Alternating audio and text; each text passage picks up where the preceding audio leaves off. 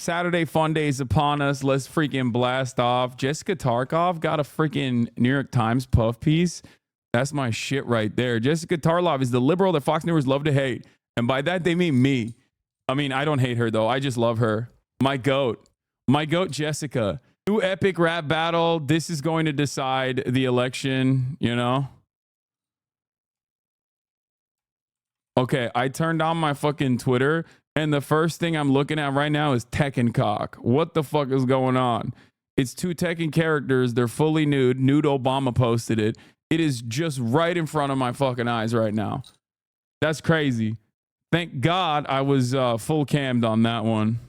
That's crazy. Do you know the backfire effect? I expect you deal with it a lot. This article shows how some ways people can combat it. What, the backfire effect? Why facts don't always change minds? I mean, I know that every day. Every damn day of my life, I know that they don't do shit. Okay.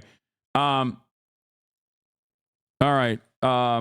Joe Rogan, ex-Trump, interview, react, epic rap battles, Kamala, ex-Trump edition. This will... How does sizing run on the shirts? Well, I'm wearing a freaking large right now, if you want to know. Joe Rogan, ex-Trump interview, react, epic rap battles, Kamala, ex-Trump edition. What else? Israel, ex-Iran, 10 days. 10 days until election. Bro, where'd you get that merch? It looks so cool. Thank you. That's for the daily merch flex, as you know. Thank you. I got it at ideology.shop. Ideology.shop. It's American made, it's union made, and it is $35 on ideology.shop. Okay. We'll do spooky gaming today. I promise. 100p. No matter what. That's definite. That's definitely happening. Okay. Many people are understandably not in belief that it will happen, but it will happen. Say wallah, wallahi. Do it be farting though? Can you drop a link for the merch? Dude, it is going to happen. 100% going to hell. It's gonna happen, dude. It's gonna happen. Unless like full-blown conflict arises, which, you know, that's neither here nor there. It has happened in the past, but like this gaming frog wants Hasanabi to play the new COD campaign. It has zombies, so it counts as spooky gaming. Allah will strike you down if not. Brother, every damn day of my life, I am being struck down, you know? I am somehow simultaneously one of the most fortunate, most privileged people on the planet, and also my life is fucking an endless sequence of people. Like, think about the most annoying thing, right? What is the most annoying thing? When people like misunderstand you, okay? The most annoying thing is when people misunderstand you. Now, think about having professional misunderstanders who are deliberately trying to get other people to actively say that you are saying the opposite thing of what you're actually saying. And when there's enough people, and then there's enough hatred, and there's enough motion on that side, people do end up believing that shit. And it's very frustrating, okay? So it's like I'm cursed, monkey's paw type shit, you know? I'm both simultaneously the most fortunate, most privileged person on the fucking planet, and also simultaneously I got a fucking active community of psychopaths that are just like, yes, you are going to be well liked. You are going to be successful, but also you will be hunted like this. Look at this. You will be hunted nonstop. People will call you a fucking terrorist every single day. They will work extra hard to deliberately misunderstand you. Anyway, Matt Walsh coping and seething about Ben Shapiro getting owned. Yeah, it's great. It's good stuff. Y'all are calling that grown-ass man with a full beard and a voice deeper than Ben Shapiro a woman. That's it. That's perfect. That's a perfect take. That it's over at that moment. You know? Ben got mogged. Terrorist supporter. Yo, don't you guys get bored of this shit? Honestly, like, don't you? Is there a point where you'll get bored of this or what? Open image. Wait, what the fuck is this? Yonk, ox, yoink. Nah. Get new material, man. What is this? This is so funny. Okay, enough. I don't want to fucking. I don't want to do this anymore, dude. It's just like It sucks. It sucks. I don't care. It's a good day. This is a fun day. Okay, this is a fun day. I don't want to fucking. I don't want to. You guys are also like. I'm gonna take ownership over this. Okay, I've definitely done way too much fucking drama myself, and I think because of that reason, because I've done so much fucking drama myself personally, that like chat is like primed towards that shit too. If you want to fight those battles, you can fight them on your own. You know what I mean? Or you can fight them as a community if you want.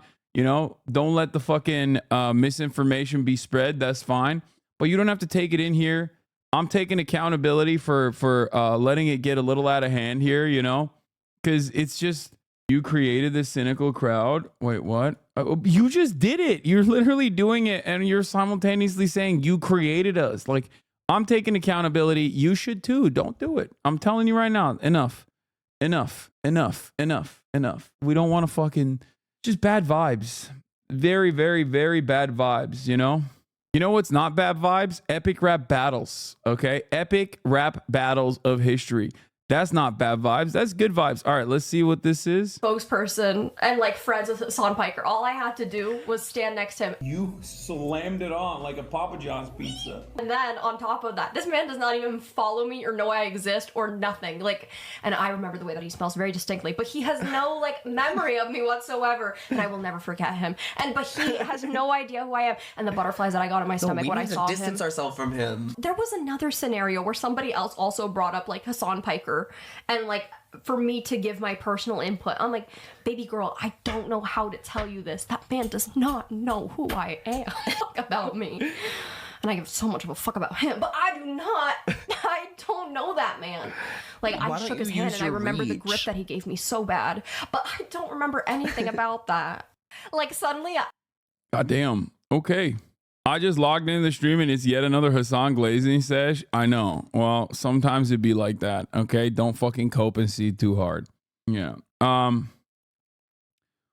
second thought day. High grade glaze. Have you watched the Yakuza TV show yet? I haven't started it. I hope to God it's not bad. People said it sucks. People said it's not good.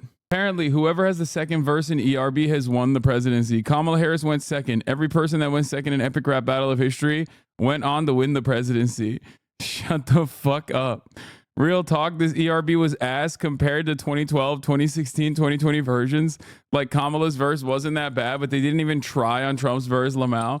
Dude, I like the guy who seriously analyzes epic rap battles of history as a... This is the most reliable tool. This is my 13 keys, okay? Step aside Alan Lichtman. This is my real 13 keys. My one key. Who gets the second verse? Who gets the second verse in ERB leading up to the presidency? Okay. Joe receives concrete evidence the 2020 election was stolen and it's coming in 2 weeks. Yeah. This is a really interesting story because Joe Rogan was on Lex Fridman apparently talking specifically about how he would never interview Trump. And it actually came with like a very important recognition of his own power, where he openly said, you don't understand the power that I have, or just in general, the power that like interviews like this have in revitalizing someone and rehabilitating their image, which is something that you would not have actually expected from the likes of Joe Rogan. Trump was actively trying to moderate Trump about Kamala not doing his show. Yeah, maybe he fucking will hate him after all of this when all is said and done. Who knows? So we'll do all of this. We'll get into it in a second. Jessica Tarkov, my queen. Scoop on Washington Post from Jeff Stein, my goat, Mr. fucking sanctions reporter himself. Okay. Where is it? Apparently Elon Musk launched his career working illegally. Palo Alto, California. Long before he became one of Donald Trump's biggest donors of campaign circus, South African-born Elon Musk worked illegally in the United States as he launched his entrepreneurial career after ditching a graduate studies program in California. This is something that we knew about already. Long-term Elon haters like this community has known about this for quite some time. We've talked about this before, except, you know, this is interesting to have this finally be reported in Washington Post. But yeah, he was an illegal immigrant. That is true. He was a visa overstayer. Okay. Musk in recent months has amplified the Republican presidential candidate's claims that open borders and undocumented immigrants are destroying America, broadcasting those views to more than 200 million followers on the site formerly known as Twitter, which Musk bought in 2022 and later renamed X. Now, the problem is Elon Musk is the one rule. Elon Musk is the one rule that illegal immigrants ruin America. It's just one illegal immigrant that has actually contributed dramatically to the ruin, the collapse of America, and that's Elon Musk. Other than that, every illegal immigrant is good. Okay? Like virtually, pretty much every single one is good, except for this fucking piece of shit who ironically is also saying illegal immigrants are bad. So I don't know how to deal with this. But yeah, what Musk has not publicly disclosed is that he did not have the legal right to work while building the company that became Zip2, which sold for about $300 million in 1999. It was Musk's stepping stone to Tesla and other ventures that have made him the world's wealthiest person and arguably America's most successful immigrant. Yeah. I'm in support of deportations for one guy, one undocumented immigrant, and that's Elon Musk. .com bubble has made so many evil freaks rich. Oh, God, I know. Just like some of the absolute worst monsters have come out of the fucking .com bubble. It really sucks a fat one, dude. I wanted to see this. Our boy Mighty Keith, full support for him. He's one of the gaming like sketch makers that hasn't had his brain warped by DEI shit. And okay, Mr. Gamergate 2.0 will happen. Mr. Deadbeat, Mr. Divorce Champion here. Mr. might have stolen titty milk at the Blizzard fucking compound. Grums is upset at him again, it seems. Sonic X Shadows Generation, Silent Hill 2 Remake, Metaphor Refantazio, Dragon Ball Sparkling Zero to an extent. Keith lies and destroys. Nobody said Sonic was going to fail. Everyone said the censorship was not needed. They always lie and try to score points by distorting what you said. Wait a minute. Are you spying on our boy in secret? He is. Okay, this is not as good as I thought it was going to be. But yeah, full support to Mighty Keith for all of his mighty endeavors in that space. Even his cartoon profile pic has a receding hairline. Yeah. Is this real? I don't think this is real. I can't check because I'm actually blocked by her. Also, yeah, when you get paid bi-weekly, week 1, week 2, ice soup. I don't think this is real, right? Like, there's no fucking way it's real. It's not. I checked. Yeah, there's no way. There's no way it's real. A friend sent me this. Now Jews can't shop for the kids' birthday presents without dehumanizing anti-Semitic symbols being shoved in our faces. When will this end? I was anti-Semitic. I think it's a meme. It's like making fun of E-Fatlo. It's making fun of E-Fatlo. Right? Making fun of E-Fatlo. And all the times that she cannot believe herself. Are they doing this to win over young men? I don't know. This is not like, why doesn't anybody listen to me? Like why? Why does nobody listen to me? Like, it's not like I can't, like, AOC, you can hit my line. I'll tell you what to do and what not to do in terms of like this sort of stuff. It is what it is. He's going to cook her so much. You're washed. That's why. I know. I am. I'm so washed. It's just funny because, like, it's funny. People say I'm washed, except, like, there has never been a repeat of the Get Out to Vote campaign that I put together with AOC. Like, it just has never happened. Now, obviously, that's because it was during COVID, but still, like, that was a one-off. You're kind of hot bad right now for the political cast. No, dude. You have to chat. I know we spend a lot of time on subreddits. I know we spend a lot of time on like drama. Okay. These are content creators that you either react to, that you watch, it gets served to you on fucking YouTube. All of that shit is noise. Okay. You need to understand it is all fucking noise. That is as relevant as you make it. And I think most people need to recognize that. Most people do not fucking know or care about this shit. Okay. Will you be covering the election this year? Nah. Anyway, did you see how Earl Sweatshirt said free Gaza? Yeah, I did. You need to cover the election, dude. I'm currently covering the election, dude. So What is this? Governor Tim Walz in Pennsylvania. You don't get elected to bank political capital to get elected again. You get elected to burn that capital to improve lives. You would agree to this, that elections are a means to an end. Right. That end is a better society.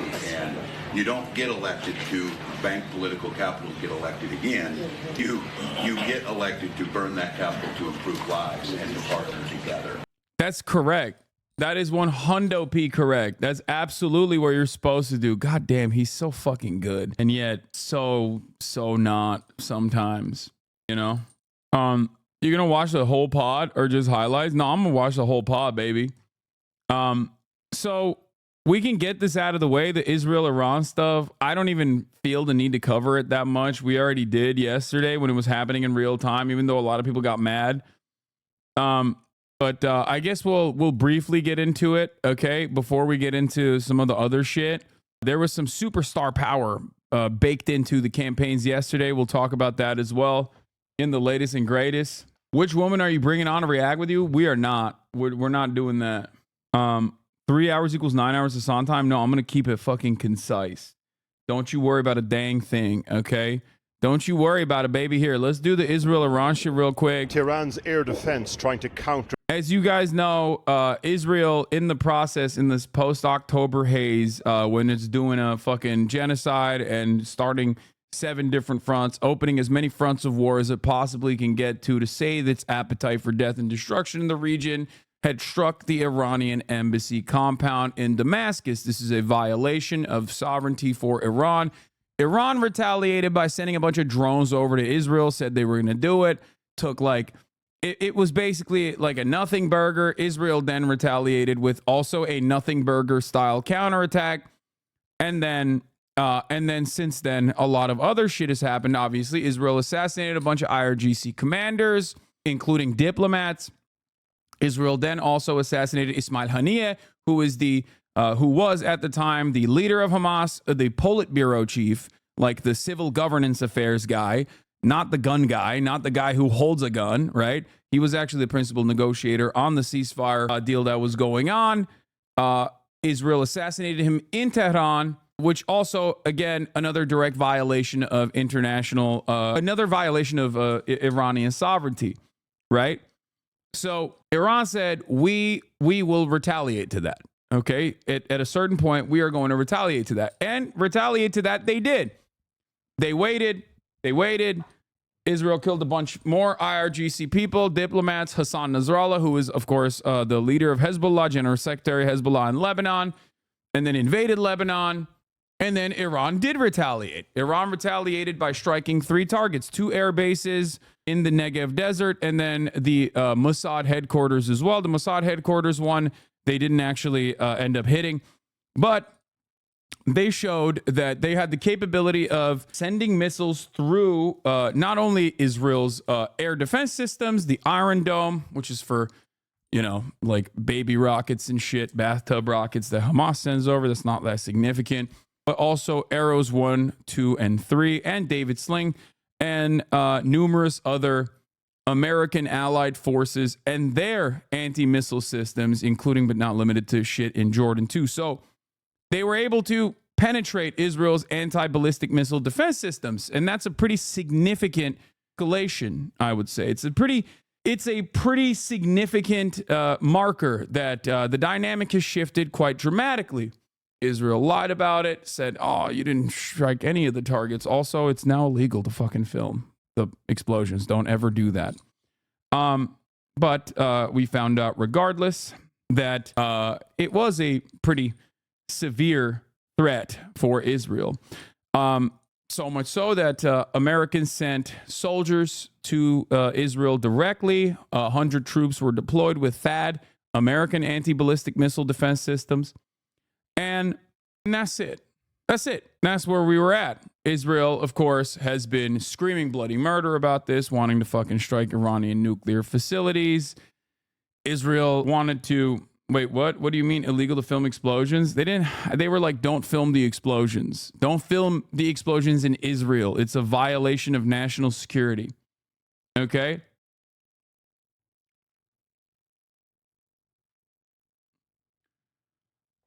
So overall, where we were at yesterday is Israel retaliating to Iran because of the last barrage of missiles that came from Iran and struck Israeli targets that penetrated the Israeli security, Israeli anti-missile defense systems. So Israel had to retaliate, right? And Israel wanted to retaliate by striking Iranian oil refineries. Israel wanted to retaliate by striking Iranian nuclear facilities. And Iran basically said, if you hit our energy sector, if you hit any part of our energy sector, we will light the entire region's oil production on fire, right? We will destroy it. We will make it so that everyone is punished. And that is the real reason why the United States of America remembered that they are the big dog in the scene and told Israel, no, you can't fucking do that. You can't hit any of those targets. So Israel ended up hitting IRGC missile facilities last night. Some of those missiles were intercepted, it seems, by Iran, I was definitely a little bit surprised by that. But overall, Israel did the tit for tat and didn't do normal Israel shit, right? They didn't fucking destroy entire city blocks. They struck missile facilities. They kept their targets to a limited military capacity. Very interesting stuff. Israel does have restraint when America, the big dog, tells them, don't do that. So let's watch what happened. After the Israeli strikes just before dawn, over 3 weeks since Iran launched ballistic missiles in the other direction. Yes, the attack was calibrated, designed so as not to provoke all-out war. But this was still the largest direct assault on Iranian soil since the Iran-Iraq war in the 80s. I can now confirm that we have concluded the Israeli response. By the way, this is always the classic thing where people go, our boys actually fucking lit it. They lit them up. We did it. Banger success. And then Iran will say, you got nothing. You barely even struck anything, right? Like, it's just the classic Israel did this when Iran struck Israel. Iran's going to do this when Israel struck Iran. It is what it is, Just remember that. To Iran's attack against Israel. We conducted targeted and precise strikes on military targets in Iran, thwarting immediate threats to the state of Israel. The Israel Defense Forces has fulfilled its mission. Benjamin Netanyahu and the Israeli defense minister being briefed in the wee hours during the strikes. Such are the levels of aggression in this conflict now that up to 100 Israeli planes involved in striking multiple sites in Iran itself is considered at this point non-escalatory. As was promised to the US, Israel says it didn't hit oil fields or energy and nuclear infrastructure, just military targets. The reason we're a little late, I was on with the community.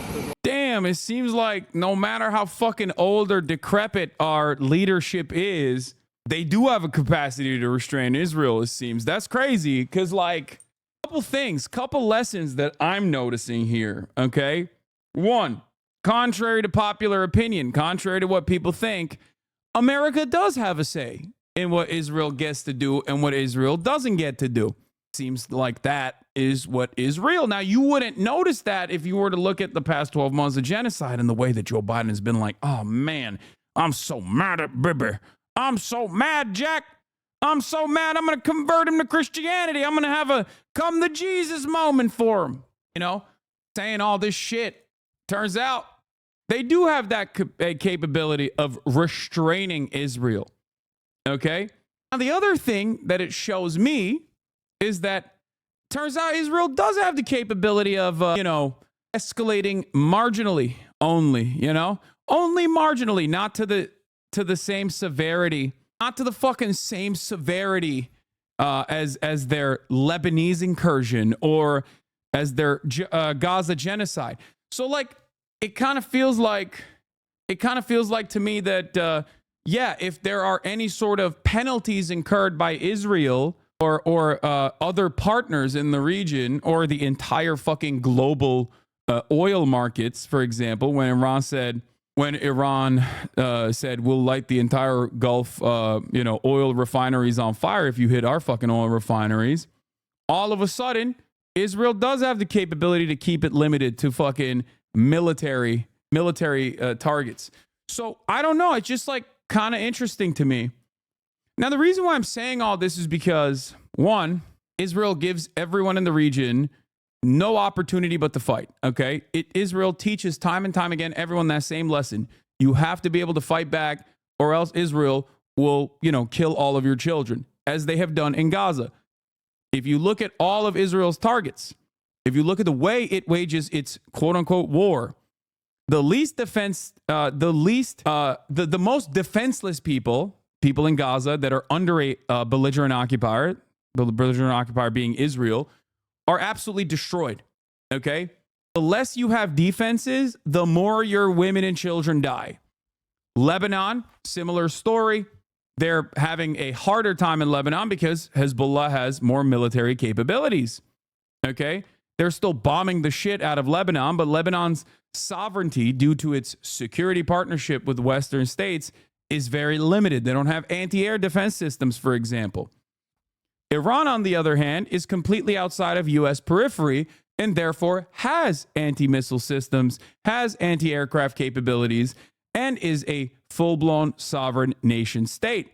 So Israel's retaliation to Iran is much more limited than its retaliation to Gaza and its retaliation to Lebanon. If anything, not even its retaliation, but like significant escalation. So that's really interesting to see. I don't think there were interceptions. I follow a bunch of OSINT nerds. I haven't seen anything like that. My OSINT nerds were saying that there were some successful interventions. Now, interceptions, sorry, but it's neither here nor there, because the reality of the matter is Israel didn't do Lebanon shit. They didn't do the Dahiyya doctrine in Iran, if you noticed. Do you see what I'm saying? The last half hour, 3.5 hours. It looks like they didn't hit anything other than military targets. My hope is this is the end. First, let's look at the mechanics of the operation. F-15s and 16s take off from Israel in the early hours. It's understood that Tehran was given advanced warning through third parties, including Russia. During the week, military sites were hit in Syria, designed in part to clear the flight path to Iran. The attack started in earnest just before dawn. I don't understand why Lebanon has less supposed sovereignty than Iran. I mean, it's a easy answer. It's because Lebanon still has, Lebanon is still within the periphery of the West and is not completely cast out, is not under a rigorous sanctions regime, for example, and has security contracts with the likes of the United States of America. So when they have security contracts with the likes of the United States of America will send you some weapons, but it will also limit what kind of defensive capabilities you have. And that's the reason why Israeli fighter jets can, with much more ease, fly over Lebanese airspace and blow up targets in the middle of fucking Lebanon, in the middle of Beirut. That's it. Iran, on the other hand, has been forced outside of the global marketplace by the West, specifically by the United States of America, and therefore has been forced to develop defense capabilities on their own. That's the difference. And if you don't have that sovereignty, what Israel and the United States of America is basically showing the world, the lesson that they're teaching is, if you align with us, but you're disposable, we will let you fucking die in the hands of Israel. We will let your children die. We will let your women and children die. We will let your civilians die. We'll let your infrastructure be crumbled when we see fit. This is a very dangerous lesson to teach every other country in the region. It is. It's dangerous. It's dangerous because if you can't full-blown pummel these areas and bring them to heel by doing ethnic cleansing campaigns like Israel is doing, and then let history run its course, there is always going to be resistance. Okay? There's always going to be resistance from these places because people are going to be like, well, you blew up my fucking house. I don't like you anymore. Okay? And that's not good. That's not good for stability in the region. In 3 waves. The first wave was probably to knock out the air defense systems, the Iranian defense systems. Then came the main attack on the different targets. And then came the third wave, improving the hits if there were any misses or additional. Why they call Israeli attacks retaliatory? Isn't that a bit delusional? No. I think Israel's attacks on Iran were retaliatory, just like Iran's attacks on Israel were retaliatory. Like, it's tit for tat at that point. It's actually closer to a tit for tat campaign than the way that, like, Israel claims it has a tit for tat campaign between themselves and Lebanon. Now, of course, Israel started it, but it doesn't matter. But notice how different Israel and Iran's back and forth is in comparison to Israel and Lebanon. That's what I'm trying to explain. They are much more restrained, and even the big dog in the room, the United States of America, is forcing restraint upon Israel. Because if left to their own devices, Israel would absolutely fucking eviscerate Tehran. They would nuke them if they could. They don't give a shit. That's what they've been fucking writing about, Benny Gantz and everyone else. All the moderates, supposedly, all the liberals, supposedly, have been talking about, like, it's time to fucking light it on fire. It's time to kill the Ayatollah's regime, blah, blah, blah, all this shit. But they didn't do that. Secondary targets. Iran has said it has a, quote, duty to defend itself, with Iranian news sources reporting that 4 soldiers were killed, no further details being given. Iranian media outlets presented the attack as limited in scope, and the fact that Tehran is playing this down is telling.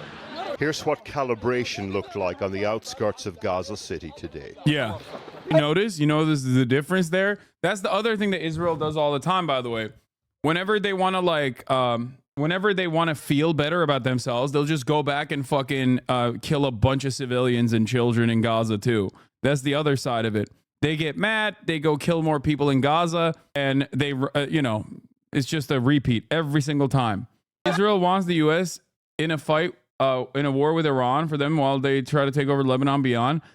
I think that what America wants is for Israel to take up as much space as they possibly can. This is my analysis. Maybe I'm wrong. But the way I'm reading it is, I think America wants Israel to, within the limited constraints that they have, limited time that they have, take as much space as they possibly can and basically set the region under full tilt domination so they can move on to the actual enemy, the bigger enemy, which is China. Like, not even Russia. It's actually China. China is the main priority. China is the main target. They have been gearing the American population with anti-Chinese sentiment already for a very long time. And I think eventually that is the goal. That's what it is. It's like, let's pack this up. Let's redefine the region. Let's set new boundaries. Let's give Israel as much power as we possibly can to dominate the region in our vision. And then we move on to the real problem, which is China. Let's move on and fight the big dogs. That's the way I see it. And I don't like it. I don't like what I see, but I fear that that's what's going on. Whole building destroyed as Israel pursues its stated aim of stopping Hamas regroup. At least 22 people were killed here, including Ishmael Mugat's wife and 3 small. Sounds like U.S. isolated Lebanon government from Hezbollah for increased regional dominance. No, I think that America's sights on Lebanon is you're right. They don't want Hezbollah to have any sort of political influence over Lebanese politics, and the instability in Lebanon and the economic crash in Lebanon has caused Hezbollah to basically run the show. It's ironic because their lack of real security partnerships in Lebanon is part of the reason, is part of the problem. It's a unique predicament because the more you punish Lebanon, the more Hezbollah wins, right? If you don't like Hezbollah, you can't create a power vacuum in Lebanon. But if you don't have a power vacuum in Lebanon, and if you don't have economic instability in Lebanon, then Hezbollah might also take advantage of that security partnership and maybe even use the weapons that you're giving to Lebanon. And you can't have that either. So they're in a unique predicament because they just won't let any of these fucking colonial designs become full-blown sovereign nation states.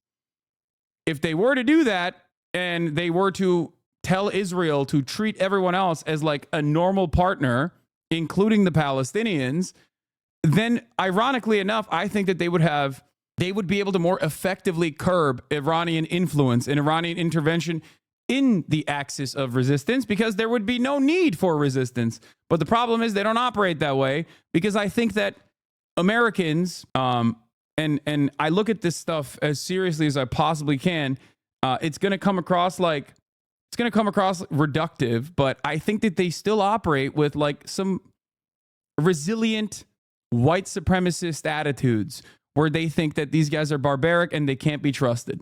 You know what I mean?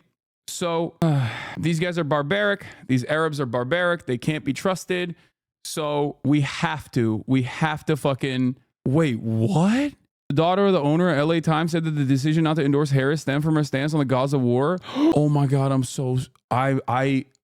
eating crow today. Oh my God, I'm eating crow today. That's crazy. Oh my God, I thought it was like, oh my God, I jokingly said LA Times and WAPO are based. They're actually refusing to endorse Kamala Harris over her Gaza policy. Wait, as in she's not pro-Palestine or not pro-Israel enough? Wait, hold on.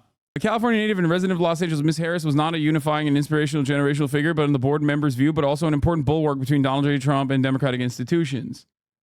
Wait.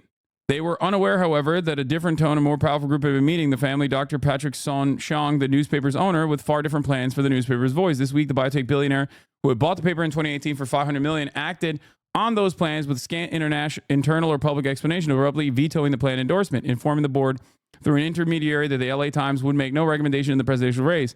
For days, the readers in overwhelmingly liberal Southern California speculated angrily about the decision that was widely regarded as favored to Mr. Trump and a vote of no confidence to Miss Harris. Thousands of readers canceled subscriptions, but in a stunning statement on Saturday, his daughter, Nika Soon-Shiong, 31, a progressive political activist who has frequently been accused of trying to meddle in the paper's news coverage, said the decision was motivated by Miss Harris's continued support for Israel and its war in Gaza.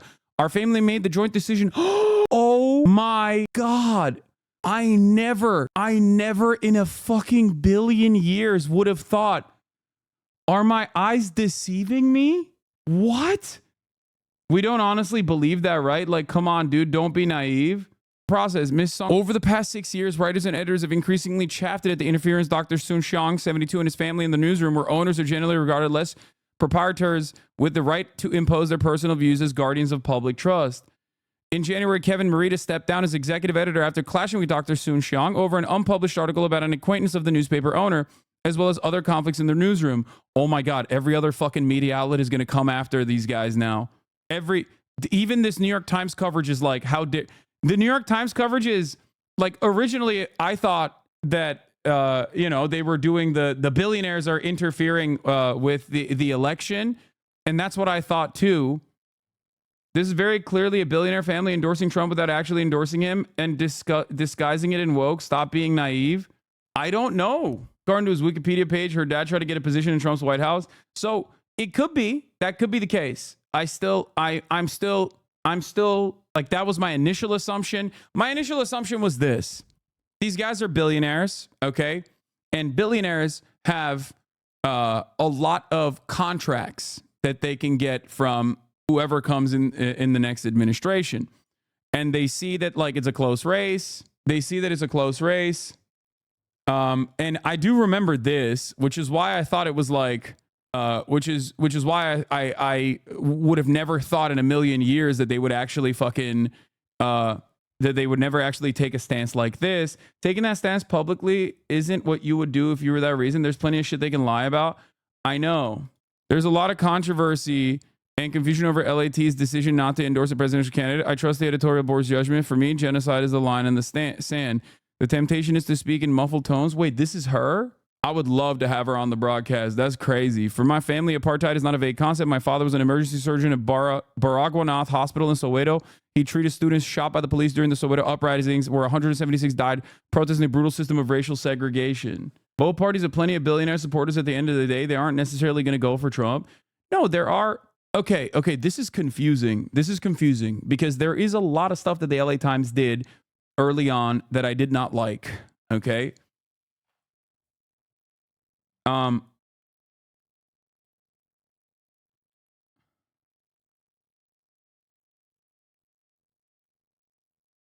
am quite interested in finding out more. NPR says Washington Post and owners have too much business to lose if they endorse and piss off Trump. Yeah, I think that analysis isn't wrong. I can totally see there's no reason to woke jacket here. They're going to get more heat for saying it's over Gaza instead of saying they're pro-Trump. Yeah.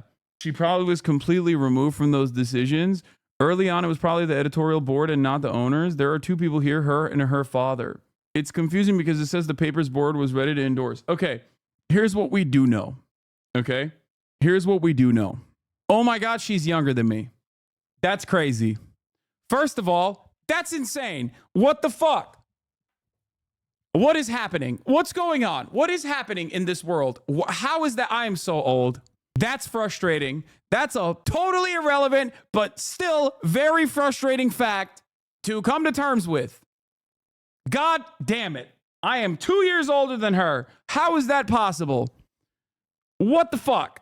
I'm getting old. I'm getting old. I'm getting old. I'm getting old. Okay. I'm also ADD. I'm also so ADHD right now. What the fuck? I can't even focus. I can't focus. I'm an old man, and that's why my focus is gone. Let's get back to the story. Let's get back to the matter at hand. Nika is super based. Oh my God. Cinemarxism. A Cinemarxism endorsement for a billionaire's daughter that was the public safety commissioner that held a position in local office in Los Angeles. It's over. It's done. That's the most insane thing I've ever heard. I never in a million years would have ever heard Cinemarxism say anything remotely positive about anyone that has ever held local office ever. This person must be like a Maoist or something. Okay. This gives me hope. Whenever I hear people that are in like, that come from, you know, relatively wealthy families or people who are pretty wealthy themselves have these sorts of remarkable opinions that are so unheard of in places of power. It actually gives me a little bit of hope. Seeing my favorite documentarian / anarchist anti-cop Los Angelino endorse this person is shocking. Now I trust everything that she has said. Okay. What the fuck? Nika is just covering for her Trump supporting dad, except for his precious baby girl. Not that she has done shit. I don't know. This is funny because the coverage of the LA Times and every single newspaper in the US has painted dissent against the war as criminal. That is true. That is like not wrong. That is literally not wrong. If she like, that's why it's shocking. Oh wait, hold on. Shit. Let's get back to this Iran retaliatory situation, and then I'll continue covering this LA Times story in a second. I just got to deal with something real quick.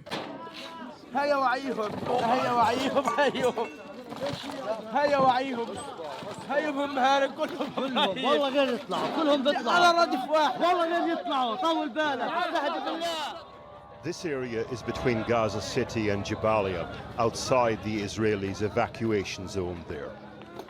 A boy watches the bodies of people he knows being pulled out.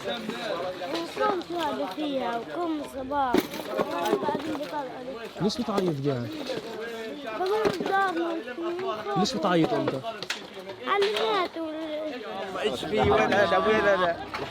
If every soul is a world of its own, in Gaza, whole galaxies are dying. Over the last 4 weeks or so, myself and colleagues have been reporting live from Israel here about this upcoming retaliatory attack on Iran. And the big question was always, would Benjamin Netanyahu stick to his promise to Joe Biden of just striking those military sites, thus reining in the possibility of an all-engulfing regional war? Well, tonight it appears that that is what he has done. He has stuck to that promise. Such is the twisted parallel universe of this conflict that a strike of this size can happen, and still the world lets out a sigh of relief. Porrick in Tel Aviv, thank you very much indeed. Well, earlier I spoke to the Iranian academic Mohammad Marandi from the University of Tehran, who was close to the Iranian leadership. I began by asking how he thought the government of Iran might respond to Israel's strike. Yeah, even if her dad actually made this decision in a pro-Trump fashion, it is very cool that she's now cooking him a little bit and simultaneously associating this like massive media coverage worthy decision with a pro-Palestinian anti-genocide moral position. This will abso-fucking-lutely change the dynamic a little bit. Still worth mentioning that it's overall a net negative because that means the editorial team of a major newspaper is actually in the pocket, but a billionaire's daughter got in the way. She might be the only exception to an overall unfortunate situation. No, I agree. I would love to talk to this person. I would love to get in contact with this person. I'd love to talk to them. They seem fucking dope. So, you know.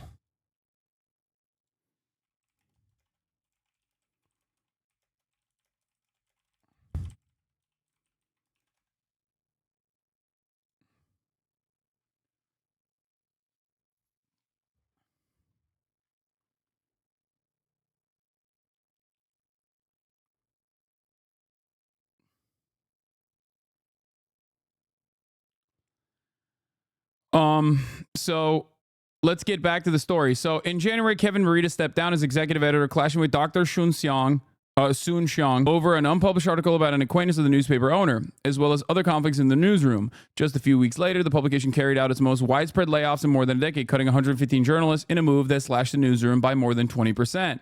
But the dispute over the endorsement echoed 2 days later when the Washington Post announced that it would also not make an endorsement in the race, prompted urgent new questions about what had motivated the decision.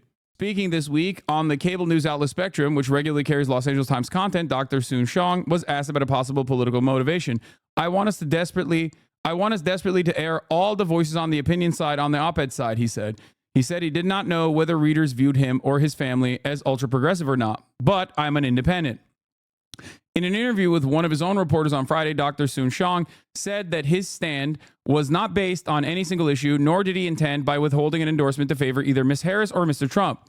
We should be an organization that stands up and says the facts, presenting views across the political spectrum, he said. I think that the country needs that desperately. Several senior editors at the time said they were not briefed on the reasons for Dr. Sun Xiang's decision, but they noted that he had often been critical of the Biden administration, had boasted of having dinner with Mr. Trump after he won the presidency in 2016, and often has approvals pending with the Federal Food and Drug Administration. They speculated that he may have been hedging his bets over a range of issues. One person potentially in a position to know was the publication's current executive director, Terry Tang, who replaced Mr. Morita.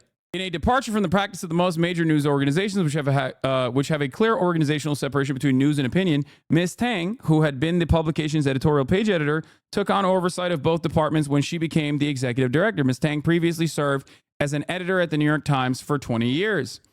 Ms. Tang did not respond to requests for comment and did not appear to have addressed the staff over the issue. Mariel Garza, who was the paper's editorials editor and who resigned in protest on Tuesday, said that she had been caught completely off guard. Dr. Sun Xiang, she said, had been told in late September the board planned to endorse Ms. Harris, an unsurprising choice given the Times' past criticism of Mr. Trump and his generally liberal editorial stances. Ms. Harris, who is originally from the Bay Area, has been married for more than a decade to a Los Angeles entertainment lawyer, Doug Emhoff, and has kept a home in the upscale West Los Angeles neighborhood of Brentwood. Oh, damn, she lives in Brentwood? Brentwood is beautiful. Ms. Garza said she became increasingly concerned as weeks passed without approval of the endorsement from the owner. 2 weeks ago, she said she learned from Ms. Tang that Dr. Sun Xiang had decided against issuing an endorsement. She said Ms. Tang told her that he had not given her a clear rationale for the decision. Ms. Garza, who was the first person to resign on the editorial board, said she felt no choice but to resign in protest. Used to rent in Brentwood? Yeah, my living circumstances in Brentwood were quite different than I suspect Kamala Harris's, let's be real. This is our duty, she said in an interview on Friday. It is in a scary time, and we all need to be brave and not be cowed. By the end of the week, two more editorial members, Karen Klein and Robert Greene, a 2021 Pulitzer Prize winner, had also resigned. All vigorously contested Dr. Sun Xiang's assertion that they had chosen to remain silent. This is not about disagreeing with the owner, said Ms. Klein, an author and specialist in education who's been with the Times for 35 years, 22 of them as an editorial writer. To do this a couple weeks before the election is truly doing an editorial, a make-believe, invisible editorial that sends a message that we have doubts about Kamala. The confrontation over the endorsement comes after years of uneasy relations between the owner and the newsroom. Reporters and editors have chafed at phone calls, emails, and social media postings, offering questions and suggestions about the news coverage from both Dr. Soon-Shiong and his daughter. In the past, she has been critical of the publication's coverage of crime, policing, and Israel's war in Gaza, among other things. Several reporters interviewed described Ms. Soon-Shiong contacting them directly with critiques of their coverage or publicly posting her negative opinions about the stories on social media. A former editor recalled reporters worrying about whether her comments were actually coming from her father. You never know how much Nika is speaking for herself and how much she is speaking for her whole family, the editor said. This is incredible. This is the exact opposite of how things normally work. Okay. And it's really interesting that given that this is the exact opposite of how things really work, I think you will see a lot more backlash on this, perhaps even more backlash on this than Jeff Bezos, who I don't think is motivated by, the Kamala Harris, Joe Biden administration's decisions on Israel. Unless Jeff Bezos, given his hatred for MBS and MBS's allegiances with Israel, also weirdly is anti-Israel for some fucking reason, in which case I'm losing my fucking mind. Okay. At that point, it's Jover. Jeff Bezos, more like Jeff Based. Oh, okay. You're in too deep now. I'm just saying crazier things have happened. Okay. Yeah. She actually defunded the police in West Hollywood. West Hollywood cut a few sheriff's deputies. It fueled a national firestorm on crime. Defunding. This is absolute copium. It's big business making overtures to Trump. That was my initial assessment as well. And that has not changed for Jeff Bezos. I think they see, first of all, a lot of the tech bros, a lot of the Silicon Valley tech bros are a lot of the Silicon Valley tech bros are fucking insanely pro-Trump. Okay. Openly pro-Trump. That's number one. That's something you got to remember. Okay. So that is not as shocking to me. That is not as shocking to me in terms of people being like, don't endorse Kamala Harris. And then they just use like the fake, we shouldn't endorse anybody, we're a newspaper type shit. Okay. It's like, come on, dude. How did the doctor earn their billions? Biotech.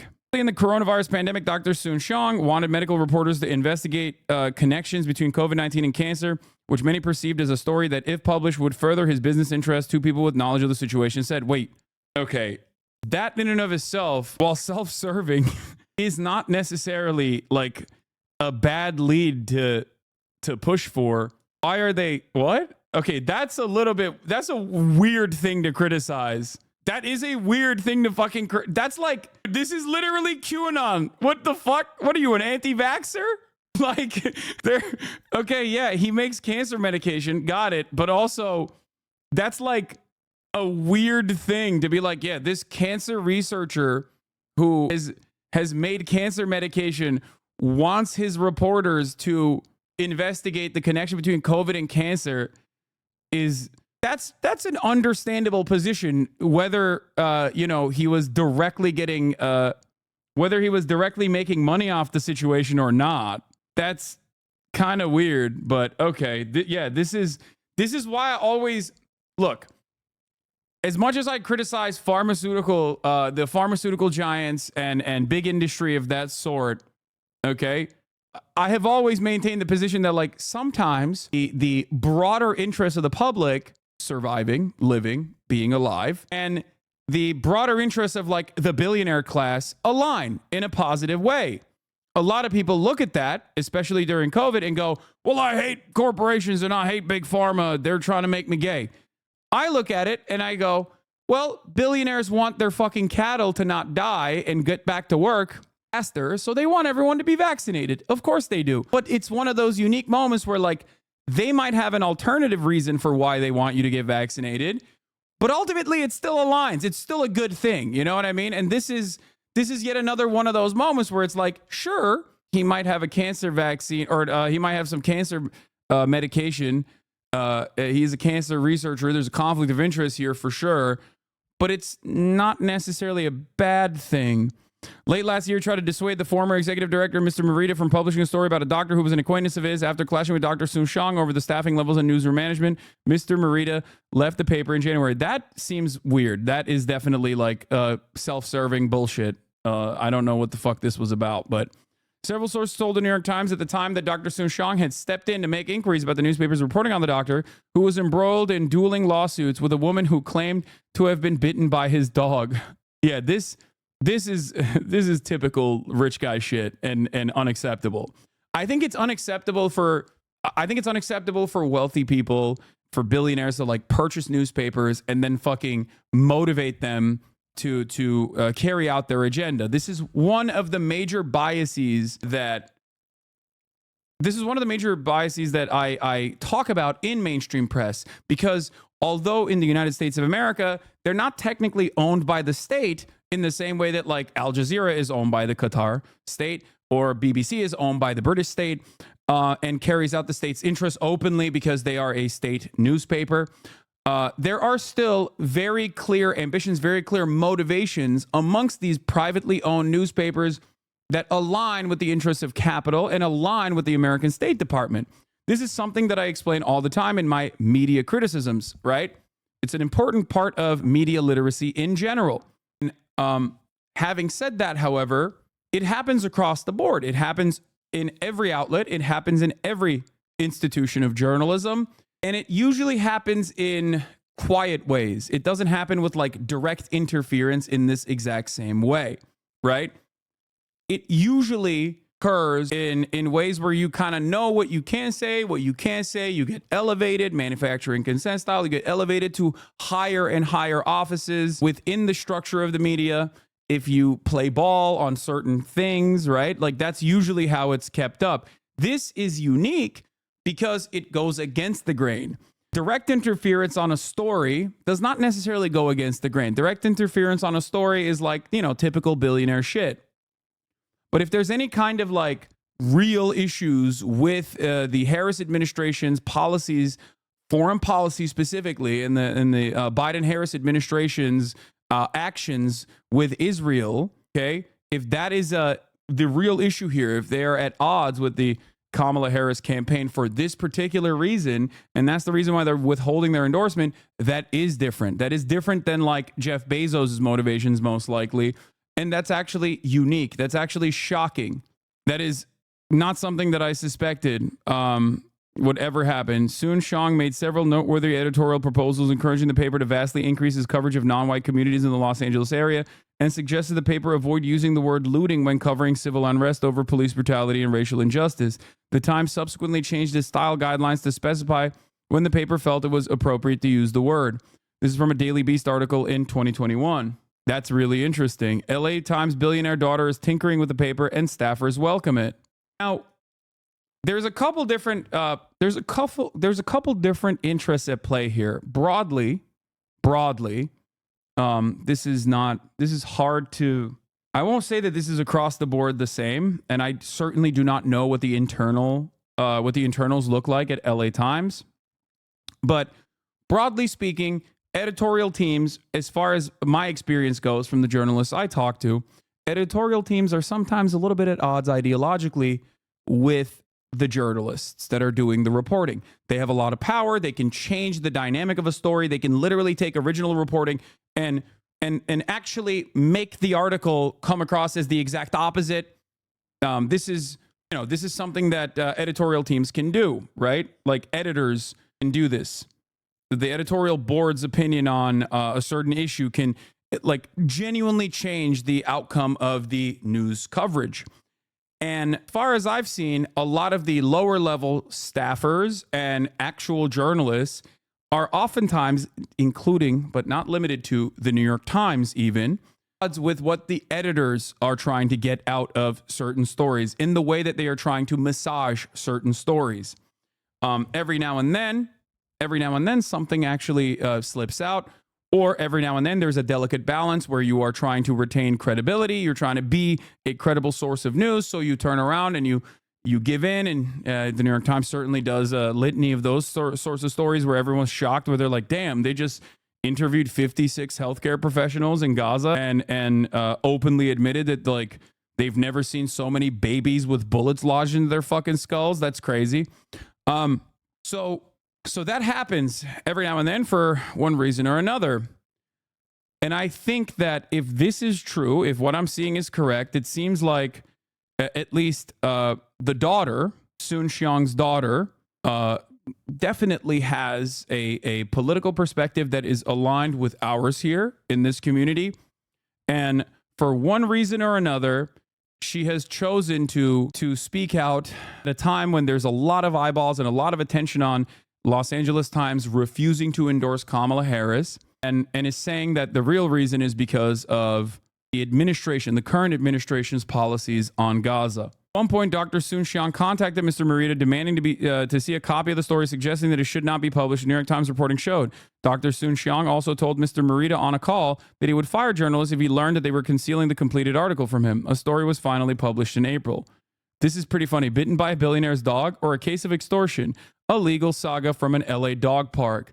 That is fucking hilarious. That this is the scary... What? This is the scary story that he didn't want fucking people to hear. Dr. Gary Michelson at 2019 gala for his Michelson Found Animals Foundation in Beverly Hills. Michelson, 75, seems an unlikely antagonist at a dog bite case. After reaching a $1.35 billion patent dispute settlement with medical device maker Medtronic 2 decades ago, he has made a name for himself as a philanthropist in animal welfare and other fields. After Hurricane Katrina in 2005 orphaned more than 100,000 pets, he established the nation's first free microchip pet registry. He's standing prize offer $25 million for the development of single-dose medication that can permanently and safely sterilize both cats and dogs. His devotion to animal welfare extended to his own pet Blue, a Bayesian white dog with droopy eyes. He's celebrated on Instagram with a tongue-in-cheek handle, Scary Pit Bully. The page, since taken down, documented the maturation of the American Bully XL, the largest muscular breed derived from the American Pit Bull Terrier, and the United Kennel Club describes as more gentle and playful, making an excellent family dog. Michelson and Eveling, 37, an immigrant from Sweden, were regulars at Veterans Barrington Park. Oh my God, this is the dog park I used to go to all the fucking time. That's crazy. That's crazy. I used to literally live. I rented. When I rented in Braidwood, that's the fucking dog park I went to. That dog park is fucking cursed, by the way. I want to tell you something really crazy. It's on a VA land, and there's speculation that there was nuclear testing being conducted, and that there might be nuclear radiated bodies being buried there as well. Anyway, that's besides the point. That's some real LA lore right now, but that's crazy. It's a beautiful dog park. It's a beautiful area in general. The incident took place on August 9th, 2022, just outside of a fenced-in dog park on the ball fields where owners let their dogs run free. Eveling in her lawsuit said that she was walking her dog Neo, a Tamascan, when Blue charged her pet, and that she was bitten trying to protect it. She sought treatment that evening at an urgent care clinic, complaining of pain in her left hand from a crush injury and an abrasion on her right elbow, according to medical records. An x-ray found no fractures or vascular injuries in her hand, which was put in a finger split. She was given a tetanus shot and prescribed antibiotics. In messages sent to the Times, Michelson said the records are not evidence of dog bites, claiming instead she might have twisted her finger on her dog's collar and scraped her elbow while falling.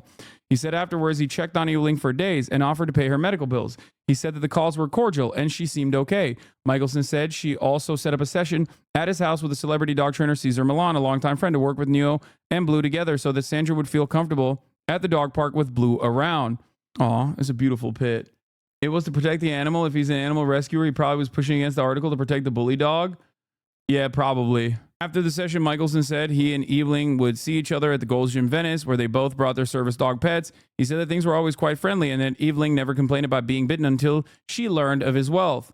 Attorney Benjamin Taylor. So anyway, the article came out basically. This is such a funny thing to like demand editorial control over, by the way. God, billionaires are so fucking stupid. I'm sorry. Excuse me. But like yet another case of like two multi-billionaires involved in this, and they are just as stupid as the average person is, okay? Like, this is some shit that you would do, or this is some shit that I would do, okay? This is, they're just like us in many ways in their capacity to be fucking stupid. You know what I mean? I don't get it. Isn't this a different billionaire? Yes. This is another billionaire philanthropist who like cares about animal welfare. It's funny because like this is literally a place that I frequented quite a bit every single day, as a matter of fact, when I had fish. Yeah, the only difference between this guy who is a pit owner and anyone else is basically like the fact that he has billions of dollars so he can fucking get lawyers and also knows the billionaire owner of the Los Angeles Times newspaper. so we can just like stop that from being covered. And it seems like the article came out and did this wishy-washy shit where they were like, is this a case of extortion? And it's obvious to me that this is because of the editorial control enforced by the billionaire owner of the newspaper, who happens to be friends with the guy that they're talking about. Okay? Attorney Benjamin Taylor, who represent your proximity to wealth is insane for your whole life. Dog, when I was in Barrington, I made, like, when I went to this dog park every day, I walked to the dog park. I was making $30,000 a year. Okay? That's just LA. I was frequenting the dog park that this billionaire is going to with his pit bull, and I was making 30 grand. Okay? I might have even met the guy. Actually don't know.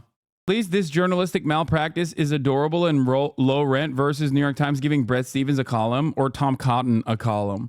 30K is fairly high, not gonna lie, but probably not for LA. 30K is fairly high. What are we talking about? Whenever someone comes in here and says $30,000 is fairly high salary, I assume you're 12, okay, or 14. Because in Oklahoma, it is no longer considered fairly high. Like, you got to be like living in fucking Mississippi. Even in Mississippi, it's not. Is it? Like, where would $30,000 in the United States of America right now be considered a high salary? Brother, I'm in Canada. Oh, because you just described a salary that is literally below the poverty line. Back then, I was getting money from the government when I was doing my taxes, just so you know. I feel like it's not even good enough in Canada unless you're living in the northern point or something. Anyway, Mississippi resident, 30K is not enough for basic survival. Mississippi has the highest food costs in the US. Like, I think there are certain parts in the United States of America, like in very remote parts of the US, 30K a year could probably help you get by, but you wouldn't be living super comfortably at this stage. But you would still be suffering. Like, you would be experiencing significant financial hardship. Now, the 30K salary I'm talking about is basically almost fucking 10 years ago at this point, so obviously it's a little different for me. But even then in Los Angeles, it was, again, significant financial hardship as a renter, especially. Most of my money went to fucking rent. Shit sucked. So 30K is low in Spain. Okay. So this, we're just like going all over the place. A Los Angeles Times spokesperson spoke to Dr. Sun Xiang, had not wanted the newspaper to be used as a source of exploitation in the legal dispute. He simply urged the editors to ensure that an investigation was done before any story was published. Ms. Sun Xiang had telegraphed the concerns over Ms. Harris's Israel policy in a post on social media earlier this week about the publication's decision not to endorse. This is not a vote for Donald Trump. This is a refusal to endorse a candidate that is overseeing a war on children. I'm proud of the LA Times decision, she posted on X. That's pretty cool, man. I'm sorry. This is a cool ass fucking thing that she said. I was wrong. I'm eating crow. At the Hasanabi broadcast, if this is correct, if this is actually the truth, then, crows have been eaten. Okay? I'll take it, Egg on my face. Straight up. There's a lot of controversy and confusion over LA Times' decision not to endorse a presidential candidate. I trust the editorial board's judgment. For me, genocide is the line in the stand. The temptation is to speak in muffled tones about the issue the international courts have called a plausible genocide. But this moment requires opposition to crimes against humanity, ethnic cleansing, and apartheid, as my parents did in South Africa. For my family, apartheid is not a vague concept. My father was an emergency surgeon at Barak Vanath Hospital in Soweto. He treated students shot by the police during the Soweto uprisings, where 176 died protesting the brutal system of racial segregation. Apartheid was not just a political project, it was a profitable one, underpinned by lobbyists in Washington, U.S. defense contracts, and an international market for weapons, diamonds, and gold. Many U.S. news organizations and politicians were complicit. The official case for apartheid, South Africa's foreign minister outlines the history and philosophy behind his country's policy of separate development for whites and non-whites. Apartheid, illegal settlements, and the genocide in Palestine are profitable too, underpinned by U.S. arms dealers witnessing record profits. Ain't no way the New York Times is saying we can't endorse Kamala because she's killing babies. No, this is not New York Times. This is Los Angeles Times. Los Angeles Times, owned by a private billionaire. This is that private billionaire's daughter saying that Kamala Harris's, the administration that Kamala Harris is a part of, the Joe Biden, Kamala Harris administration's actions in Gaza led to this decision, led to this interference. I also know from industry people that any positive Israel piece in the LA Times has been seen as a victory because of that original controversy right after 10/7. You don't think she is? She openly says she wants to back up Israel. Wait, what? I have never. Yes, Kamala Harris is 100% pro-Israel. What are you talking about? Yes, I didn't. That's not a picture of his daughter. Breaking. Daughter of LA Times owner says endorsement decision stems from Harris stance on Gaza war. That's not a picture of his daughter. That's funny. Her name is Nika. Ring any bells? Yes, dude, it does. Okay. It does ring bells for me. You know what it rings bells for me for? It rings drums for me.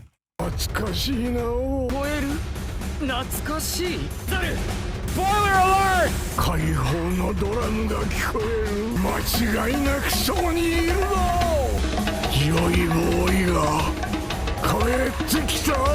Known as Nika the Sun God. Also tailored around Wukong, just so you know. This is the coolest development that I have encountered in a story such as this one, and perhaps one of the coolest instances where I have been wronged. Like I've been wrong. I still don't know if this is the full tilt decision. Was that racially motivated? First of all, she's not Japanese, dumbass. Her name is Nika. I kid you not. And Luffy's character in One Piece is also Nika the Sun God. I can't even fucking... Joy Boy is Nika, the Sun God. All right. This is not a vote for Donald Trump. This is a refusal to endorse a candidate as overseeing a war on children. I'm proud of the LA Times decision. But until her statement on the New York Times on Saturday, she had remained silent about how to interpret the posting. For the sake of the living and in the name of the dead, for the sake of our collective humanity, we must raise the moral floor, she said in the statement. In his own social media post this week, Dr. Sun Xiong had pushed back on Ms. Garza's version of the events surrounding the endorsement decision.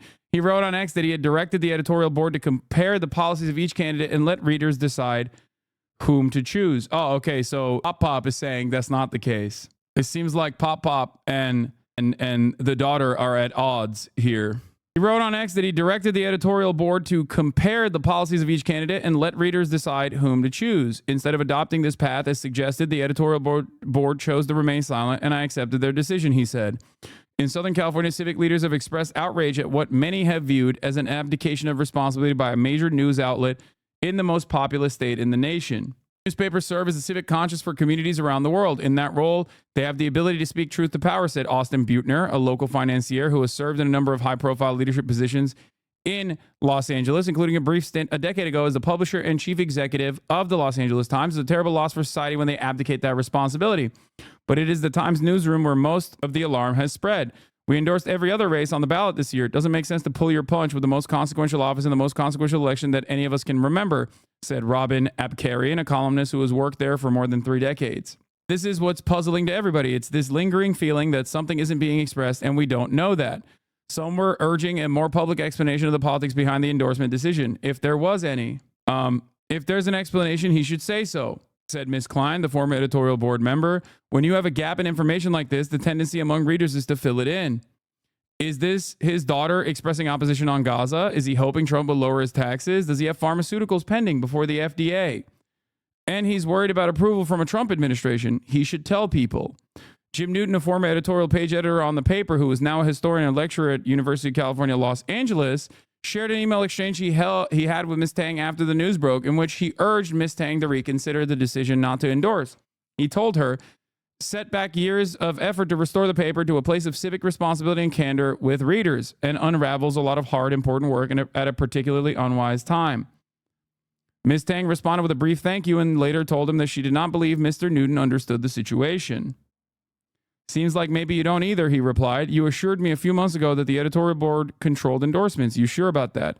Dan Morian, a former LA Times staff writer, who went on to become the editorial page editor in the Sacramento Bee, said that the paper can justify not endorsing a presidential campaign because people usually have enough information. Yeah, that's the other part of this, by the way. Like clearly, in terms of like endorsements, even the gray lady, the paper of record, the New York Times, and their endorsements are relatively unconsequential. And there is nothing that that rings truer than the New York Times' double endorsement of, was it Amy Klobuchar and Elizabeth Warren? So it's funny. This is like inside baseball, right? And it's obviously in terms of impact. It ironically does more in terms of create like motion in either direction. And there is a story surrounding not endorsing a candidate rather than endorsing a candidate, if that makes sense. Do you see what I'm saying? So here is my speculation. Wee woo, speculation alert. My speculation is that Pop might have had a different opinion as to why he didn't want an endorsement that perhaps revolved around, a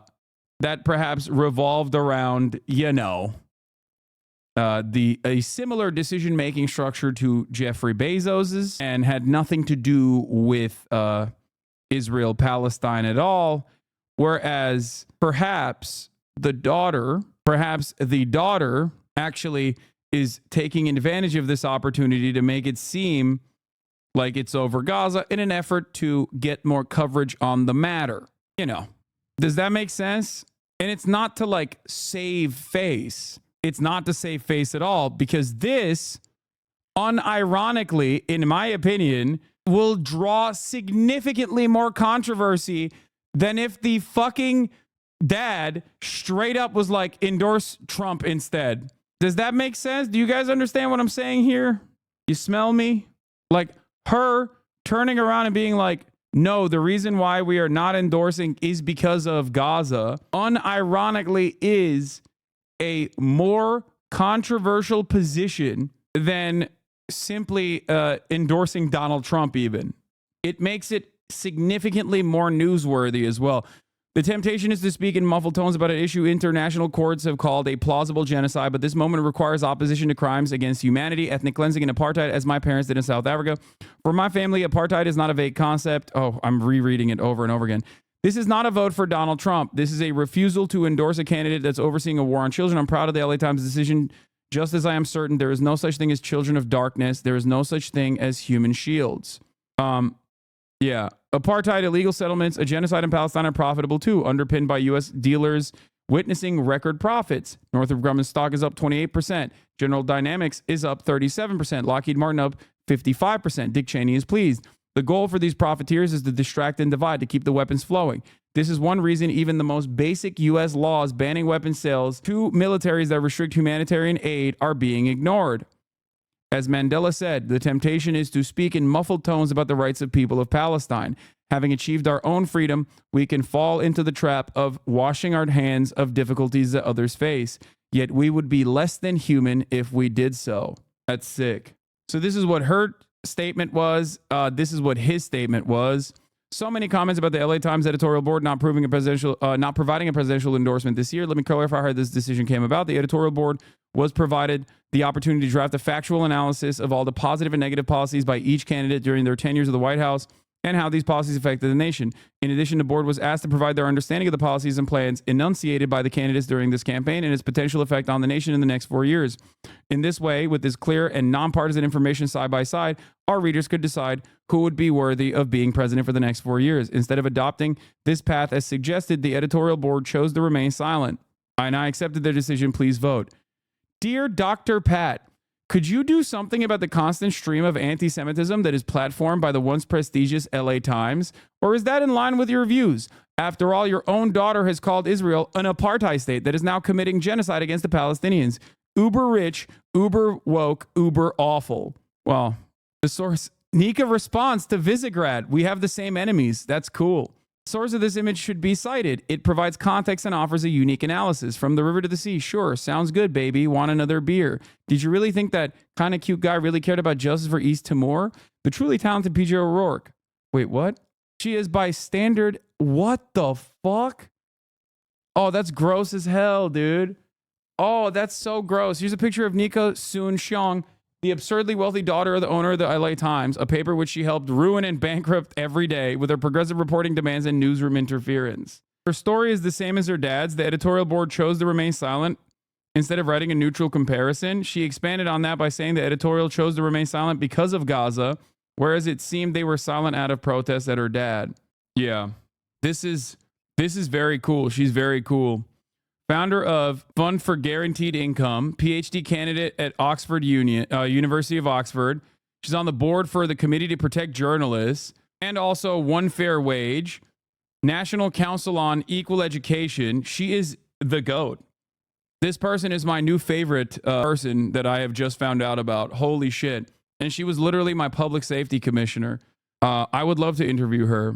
This is not the type of person that you usually experience, but it's very cool. She went to Stanford University, got a master's in African studies, bachelor's in international relations, and a doctoral candidate. And she's a doctoral candidate at the University of Oxford.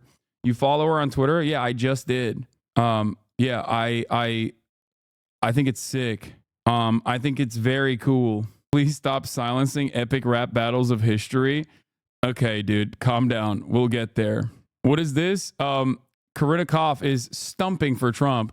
I don't know what kind of problems she had besides a high marginal tax rate like any rich person, but it's super funny to see her stumping for a side that hates everything about how she has lived her life. They want her with 4 kids chomping Valium in the kitchen like it's 1961.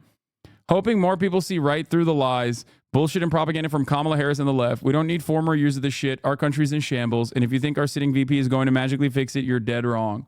Corinna, would you be interested in discussing this over a couple games of Fortnite? Fortnite Fridays is quickly Fortnite Friday, not Fridays, is quickly becoming the internet's most beloved talk show.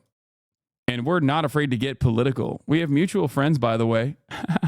Karina Kopp quit OnlyFans, real 9/11. Wait, really? She did? But yeah, this was controversial. LA Times blocks reporters who signed open letter criticizing Israel from covering Gaza. I recall this, of course. This is from Max Tanney at Semaphore, updated November 17th, 2023. It's older reporting from the early stages of Israel's genocide in Gaza. This I remember, I recall, and this I did not like at all.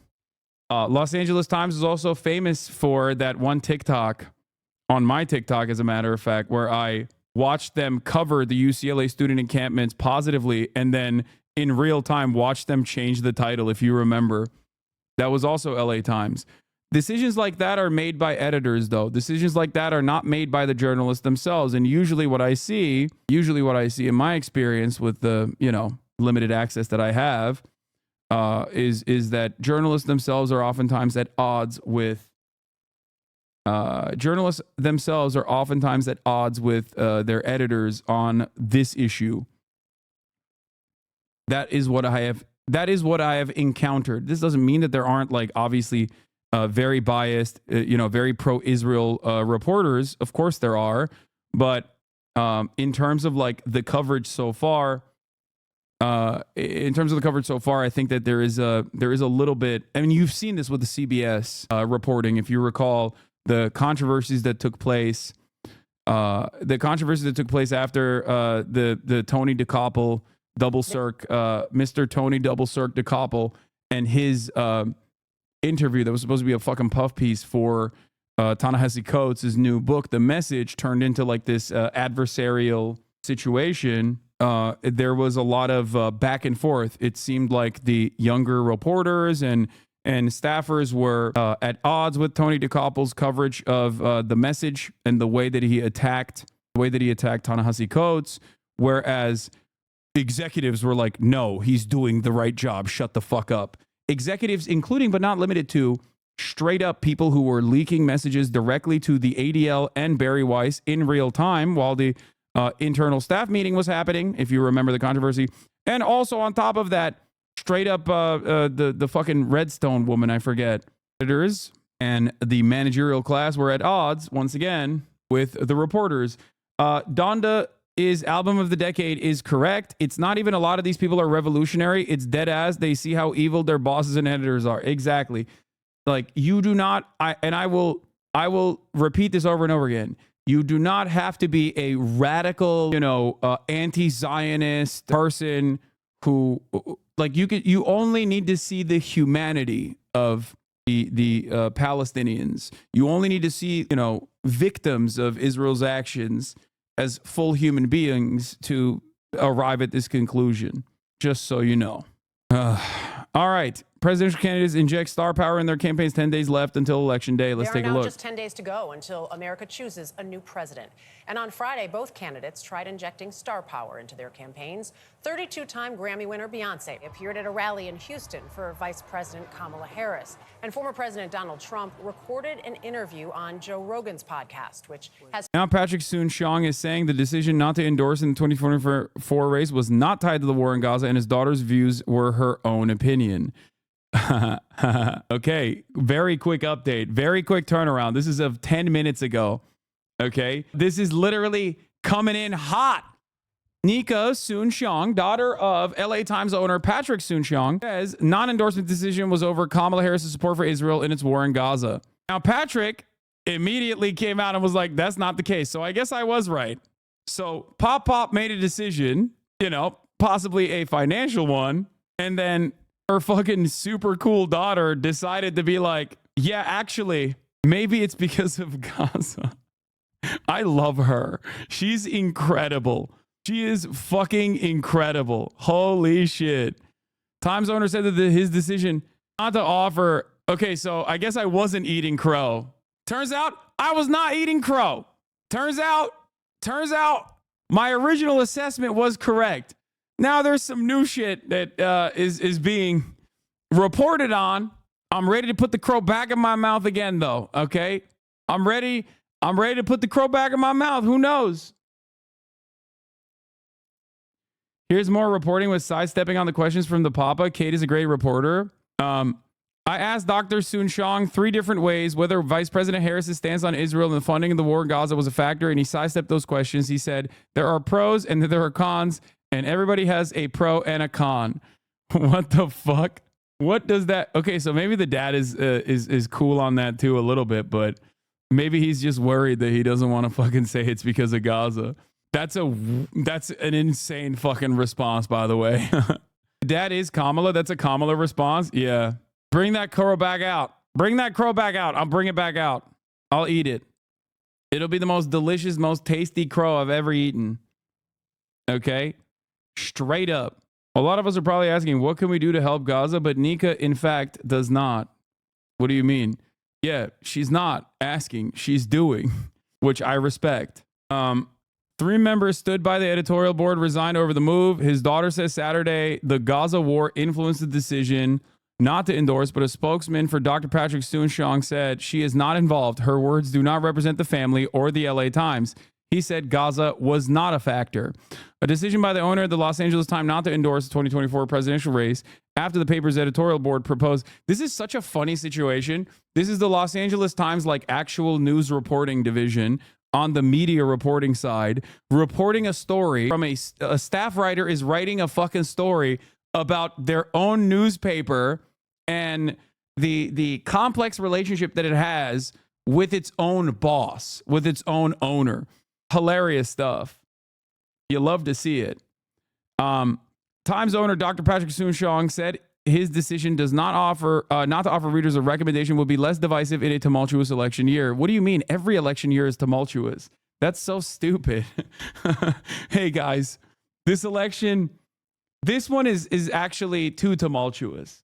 I have no regrets whatsoever. In fact, I think it was exactly the right decision, he said in an interview with the Times on Friday afternoon. The process was to decide, how do we actually best inform our readers? And there could be nobody better than us to try and sift the facts from fiction while leaving it to readers to make their own final decision. He said he feared that picking one candidate would only exacerbate the already deep divisions in the country. Members of the editorial board protested that the non-endorsement was out of step with the recent precedent at the newspaper, which has picked the presidential candidate in every election since 2008, with the Times' previous editorial position, which has been ardently opposed to former President Trump. Editorials editor Mariel Garza resigned Wednesday. We already covered that. How could we spend 8 years railing against Trump and the danger his leadership poses to the country and then fail to endorse a perfectly decent Democrat challenger who we previously endorsed for the U.S. Senate, Garza wrote Wednesday in her letter of resignation to Times executive editor Terry Tang. The non-endorsement undermines the integrity of the editorial board and every single endorsement we make, down to the school board races. I'm disappointed by the editorial board members resigning the way they did, but that's their choice, right? Soon-Shiong said in the interview. The medical technology billionaire who bought the Times in 2018 posted on the social media site X on Wednesday that he believed he had offered his opinion writers a reasonable alternative to a traditional endorsement. He said they should draft a factual analysis of all the positive and negatives policies by each candidate during their tenures at the White House and how these policies affected the nation. I think it's time for George W. Bush to endorse Harris and speak out against Trump, said Liz Cheney at the New Yorker Festival. Gross. I'm gonna fucking Brian kill me, dude. Brian kill me. In addition, the board was asked to provide their understanding of the policies and plans enunciated. We already read all that. The editorial board chose to remain silent, Soon-Shiong contended in his X post, and I accepted their decision. The 3 journalists who resigned said they were not silent, but rather disagree with the owner's proposal. The opportunity to instead present a both sides analysis would properly be done by the newsroom, not an editorial board, whose purpose is to take and stand and defend it persuasively. I left in response to the refusal to take a stand, Green wrote, and to the incorrect assertion that the editorial board had made a choice. In a statement Saturday to the New York Times, the owner's daughter said her family made the joint decision not to endorse in the presidential race as a citizen of a country openly financing genocide, and as a family that experienced South African apartheid. The endorsement was an opportunity to repudiate justification for the widespread targeting of journalists and the ongoing war on children. It is pretty crazy because, like, if the editorial board had any fucking balls and they literally said that, that would be a massive news story, and that would be awesome.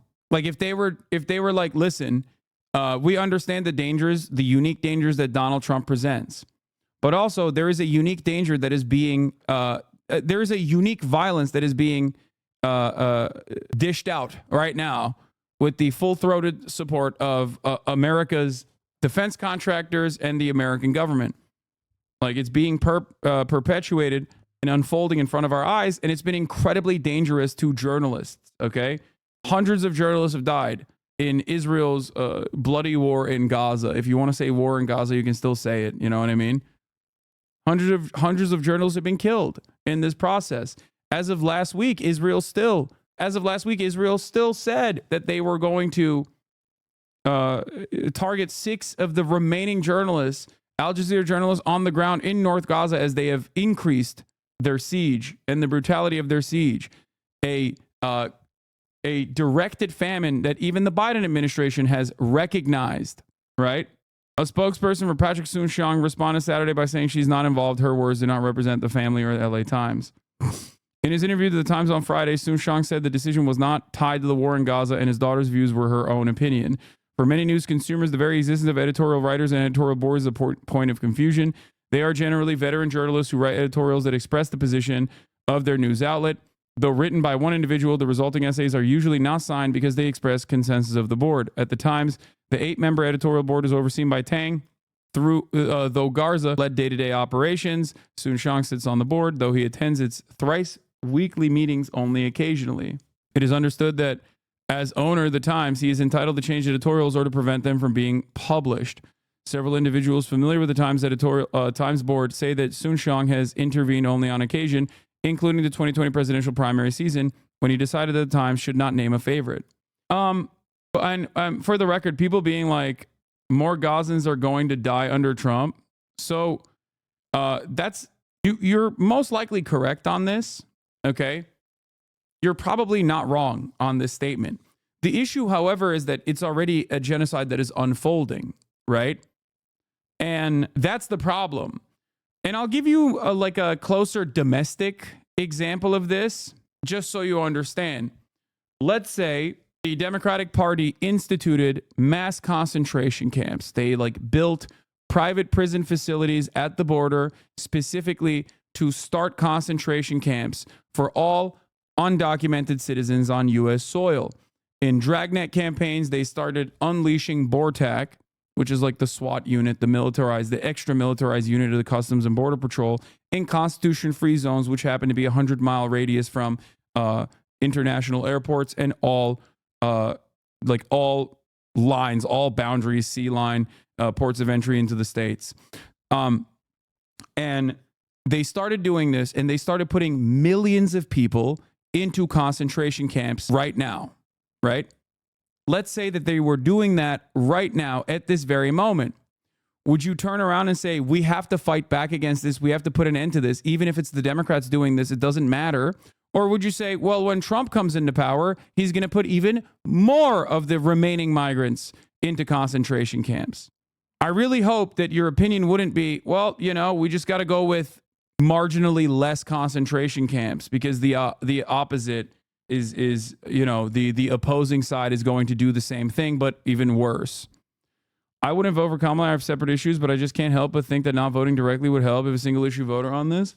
Like, do you get the point that I'm making? Do you understand? Libs 100% would do that. Yeah. It's just that the idea that as long as you remain 98% Hitler, you always deserve the votes for fear of 99% Hitler is horrifying. Yeah. But that is the underlying principle behind the lesser evil voting. I do not want Donald Trump to win, because I do believe that Donald Trump will try to do a lot of the things that he said he is going to do. Even attempting to do some of the things, half the things that he said he's going to do, would be genuinely devastating for the lives and livelihoods of tens of millions of Americans. You know, that is the reality. That is also partially, or not even partially, that's entirely why I am so critical of the Kamala campaign. That is also why, on top of that, I am so critical of the Joe Biden administration. The reason is because I don't want Trump to win, and I think she's running a fucking dog shit campaign across the board. And I think on top of that, she is going to make for a very bloody administration. This is the problem.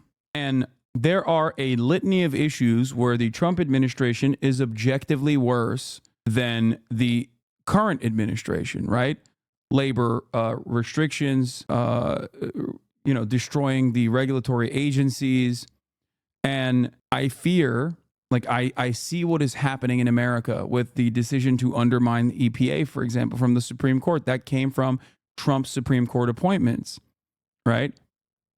Like these issues are destroying this country. These issues are destroying the planet. And without a significant counterweight against this endless sea of fascist sentiment and actions in the direction of fascism, we are inevitably going to do fascism light every single election. But in terms of the like current situation, in terms of recognizing what is happening, okay, the genocide in Gaza, the bombing campaigns in Lebanon, all of that is in the hands of the Biden administration. Even in the early months of October, I was very critical of the Biden administration for not trying to restore some order and demonstrate restraint over Israel, and maybe even reverse some of Trump's decisions that led to October 7. That was my early analysis on the matter. And since then, since the bear hug strategy has unfolded, I have time and time again been unimaginably critical. We are hurting others and hurting ourselves. I walked by one of those roadside Trump gatherings today in my city, and at one point, there were two young women walking by the group, and one dude on a megaphone yelled, "Vote for Trump or you'll both get raped by immigrants." These people are just so gross, man. And these people being so gross genuinely might be the reason why Kamala pulls it off and not her dog shit campaign. Yeah, no, I think that this has turned into Trump's race to lose once again. And the reason for why I still suspect he will lose is that I think that there are, like, I'm more worried than I was before, for sure. Because, like, for months after the DNC, I told liberals, like, fear not. I still think that Kamala has a pathway to victory. Okay? But months and months and months have gone by as they have run an objectively awful campaign, an awful strategy. And I think that that awful strategy has caused this race to be unimaginably close. I still fear that if Kamala Harris does not retain the usual likely Democratic Party voters in the fucking urban areas, black and brown people, and specifically younger voters, that she is not going to be able to pull off enough of the white, college-educated, or just simply white suburban voters in these key districts and pull off a electoral victory. They lost the LA Teachers Union. LA Teachers Union supports blocking U.S. sale of about $20 billion of weaponry to Israel. Bill Maher still thinks Kamala isn't right. Oh, I have chills, dude. The disdain that I have, the hatred that I have in my heart for this man is incredible. You do not understand. One of my least favorite people on the planet. What do you want Kamala Harris to do or say, Bill Maher? That she's stepping out of the race and endorsing Donald Trump? What more can she do? I mean, he's going to tell us. For Bill Clinton in 1992, that was a notorious rapper. No, not him. Soldier, and came out against taking a week to kill Whitey. And yes, that... Like, dude, when stuff like this happens, okay, here's what a normal person should do. And I'll give you an example from my experience, which is obviously not the same as like a president, okay? When people that are like technically associated with you or seen as like on your side say things that you don't agree with or say things that people want to associate with you in an effort to attack you, the smart move in that circumstance is to just be like, this is irrelevant. Because it is, okay? Because it is. Like, ain't nobody is going to think that a man from Arkansas is like, yeah, actually, I do believe that we should kill Whitey. Like, no one thinks this, okay? So there is no reason to fucking put your foot down and just like go after a fucking rapper. You know what I mean? It's just a stupid thing that people do in an effort to say, I'm on your side, okay? I would never. And they do it in a way where obviously it's like wow, brave decision, Bill Clinton. Thank you for saying you don't want, attacks on random white people. Okay? Like, no shit. I hate this very cynical, I hate this incredibly cynical thing that people do all the fucking time. It's been going on for decades, going on for generations. It still happens today, okay? It's just like, you're not brave for saying this. Actually, I would go so far as to say it's cowardly. No one is expecting you to defend a rapper, but if you're, if you are even speaking on this matter, you are offering it more attention than it deserves. But that's a different... Like, this is something that I've been very frustrated with the Democrats time and time again. Republicans will find like one random BLM protester or something to point to and say, this guy hates white people. They signal that like, they signal racist tropes like, oh, black people are angry and violent and they want to kill all white people, yada, yada, yada. Okay. It has no bearing on institutional racism and the systems that are designed a certain way. And then Democrats will just sit there and be like, oh, yeah, you're right. This is not us, actually. I'm so sorry. This is not us. It's like the same own goal of like signing a messaging bill that says that you are not a socialist. Okay? Democrats love doing this dumb shit where they'll go out and sign a messaging bill that says like America will never be socialist and we are not socialist. And it's a stupid fucking thing to do because Republicans are still going to say you're a socialist anyway, you fucking idiot. No one is looking at that and going, well, they signed a messaging bill that says you're not socialist. They don't even understand what it means. And I'm not expecting the Democrats to be like, we are socialists, we love socialism, or defend socialism. Just don't do dumb shit for no reason. Don't capitulate to cynical right-wing framing for no fucking reason. Now you have elevated this conversation. Now you are simply saying like, this is not us. And the people that are in your base are going to look at that and go, okay, this is not us. That's fine. We didn't think that it was us, but it's all good. But the right will still go, no, that is you. That's you. All you've done is validate the cynical right-wing framing. Republicans never do that. They never back away. They never back down. And they never, ever adopt left-wing framing on shit, okay? Even when it's literally valid. Even when it is straightforward. Even when it is so valid to be like, Trump is a fascist. What Republican congressperson has gone out and said, you know what? And I'm talking like, the overwhelming majority of the Republican Party, like This would be the equivalent of like JD Vance coming out and being like, yes, people have said that Trump is a fascist. We agree with this assessment. We're really sorry. Or associations with like the Proud Boys. Trump never gave up on that. The Democrats were like, dude, what the fuck? These are your supporters and they're doing violence on the streets. And Trump was like, stand back, stand down. Like they never fucking concede. They never concede to left-wing framing on issues, even if the left-wing framing on an issue is cynical or not correct. Think about that. The motherfuckers were like, yo, your supporters are on the street saying Jews will not replace us. What the fuck is that about? He said, both sides have some good people. That's crazy. That's crazy. He straight up was like, there's very fine people on both sides. Brother, one side had Nazis. What do you mean there were very fine people on the Nazi side? There were no fine people there.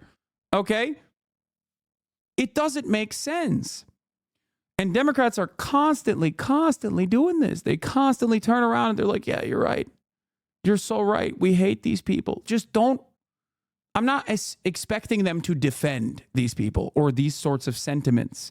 I'm simply expecting them to be smart and not bring any of that shit up at all. Like pro-Palestinian protests happen on college campuses.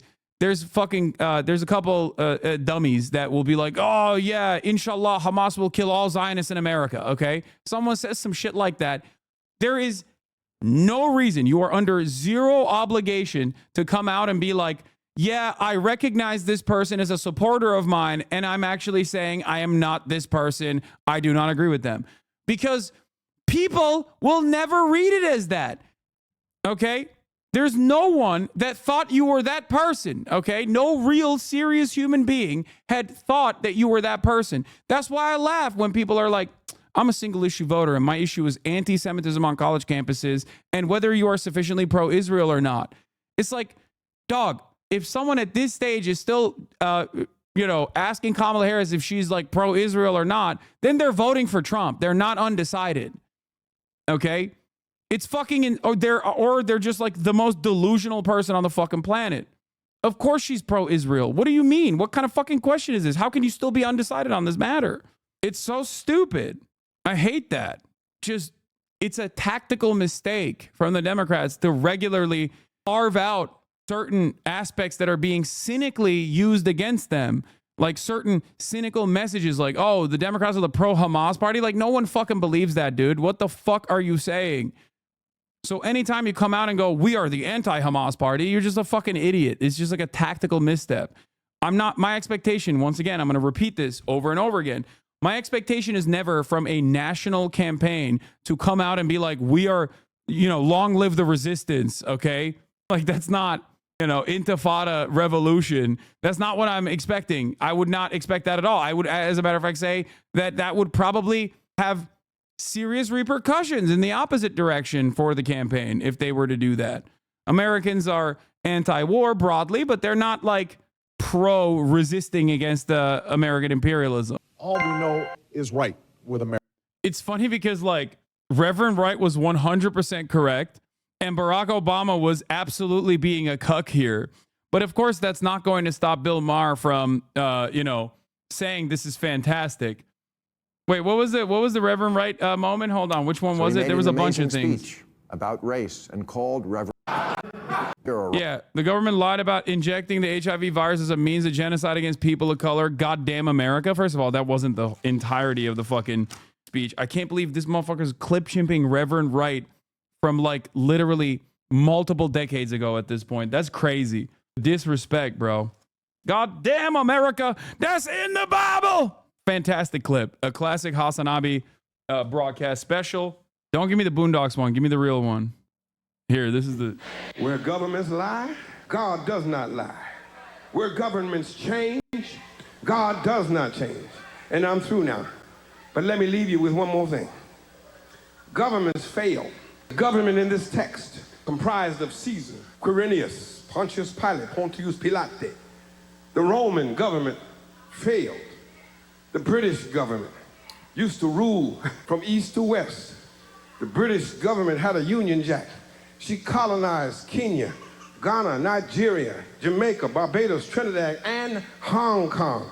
Her navies ruled the 7 seas all the way down to the tip of Argentina in the Falklands. But the British government failed. The Russian government failed. The Japanese government failed. The German government failed. And the United States of America government, when it came to treating her citizens of Indian descent fairly, she failed. She put them on reservations. When it came to treating her citizens of, as long as she tries to act like she is God and she is supreme. That's my fucking goat right there. That's in the Bible. I love that. Anyway, isn't that great? That like an objectively correct, an objectively true, objectively correct rant multiple decades later can be abused like this, can be just fucking, and yeah. And not only is it being abused, but then also this cynical, racist fucking weirdo is presenting that as a positive thing. Funny. Well, not Bill Maher. But you know what's funny? Bill Maher is the racist white man who's like, I'm looking for reasons not to vote for the black woman. Like, dog, what the fuck are you saying? You're hallucinating. There has never been a moment where Kamala Harris or Joe Biden has ever in a million fucking years not done exactly what you're talking about in terms of the left got carried away. As a matter of fact, that's all they fucking talked about leading up to the 2020 election and far beyond the 2020 election. As a matter of fact, that kind of capitulation of right-wing framing on the issue of crime literally almost cost them massive fucking losses in blue enclaves like New York. It actually did tilt a seat for a guy that lied about everything in his background and had to resign in fucking disgrace, George Santos. Stop giving credence to stupid ass right-wing panics. I fucking hate this shit. Get it carried away? Why are you laughing at this, Van Jones? Dude, the looting panic was completely fucking made up. Okay? Organized retail theft, once again, a complete invention. The media abdicated its responsibility to accurately assess what the fuck was going on and totally fucking dropped the ball on this issue. One of my most resilient, most prescient fucking takes. And people would yell at me all the time in the same exact way that Bill Maher is fucking talking here.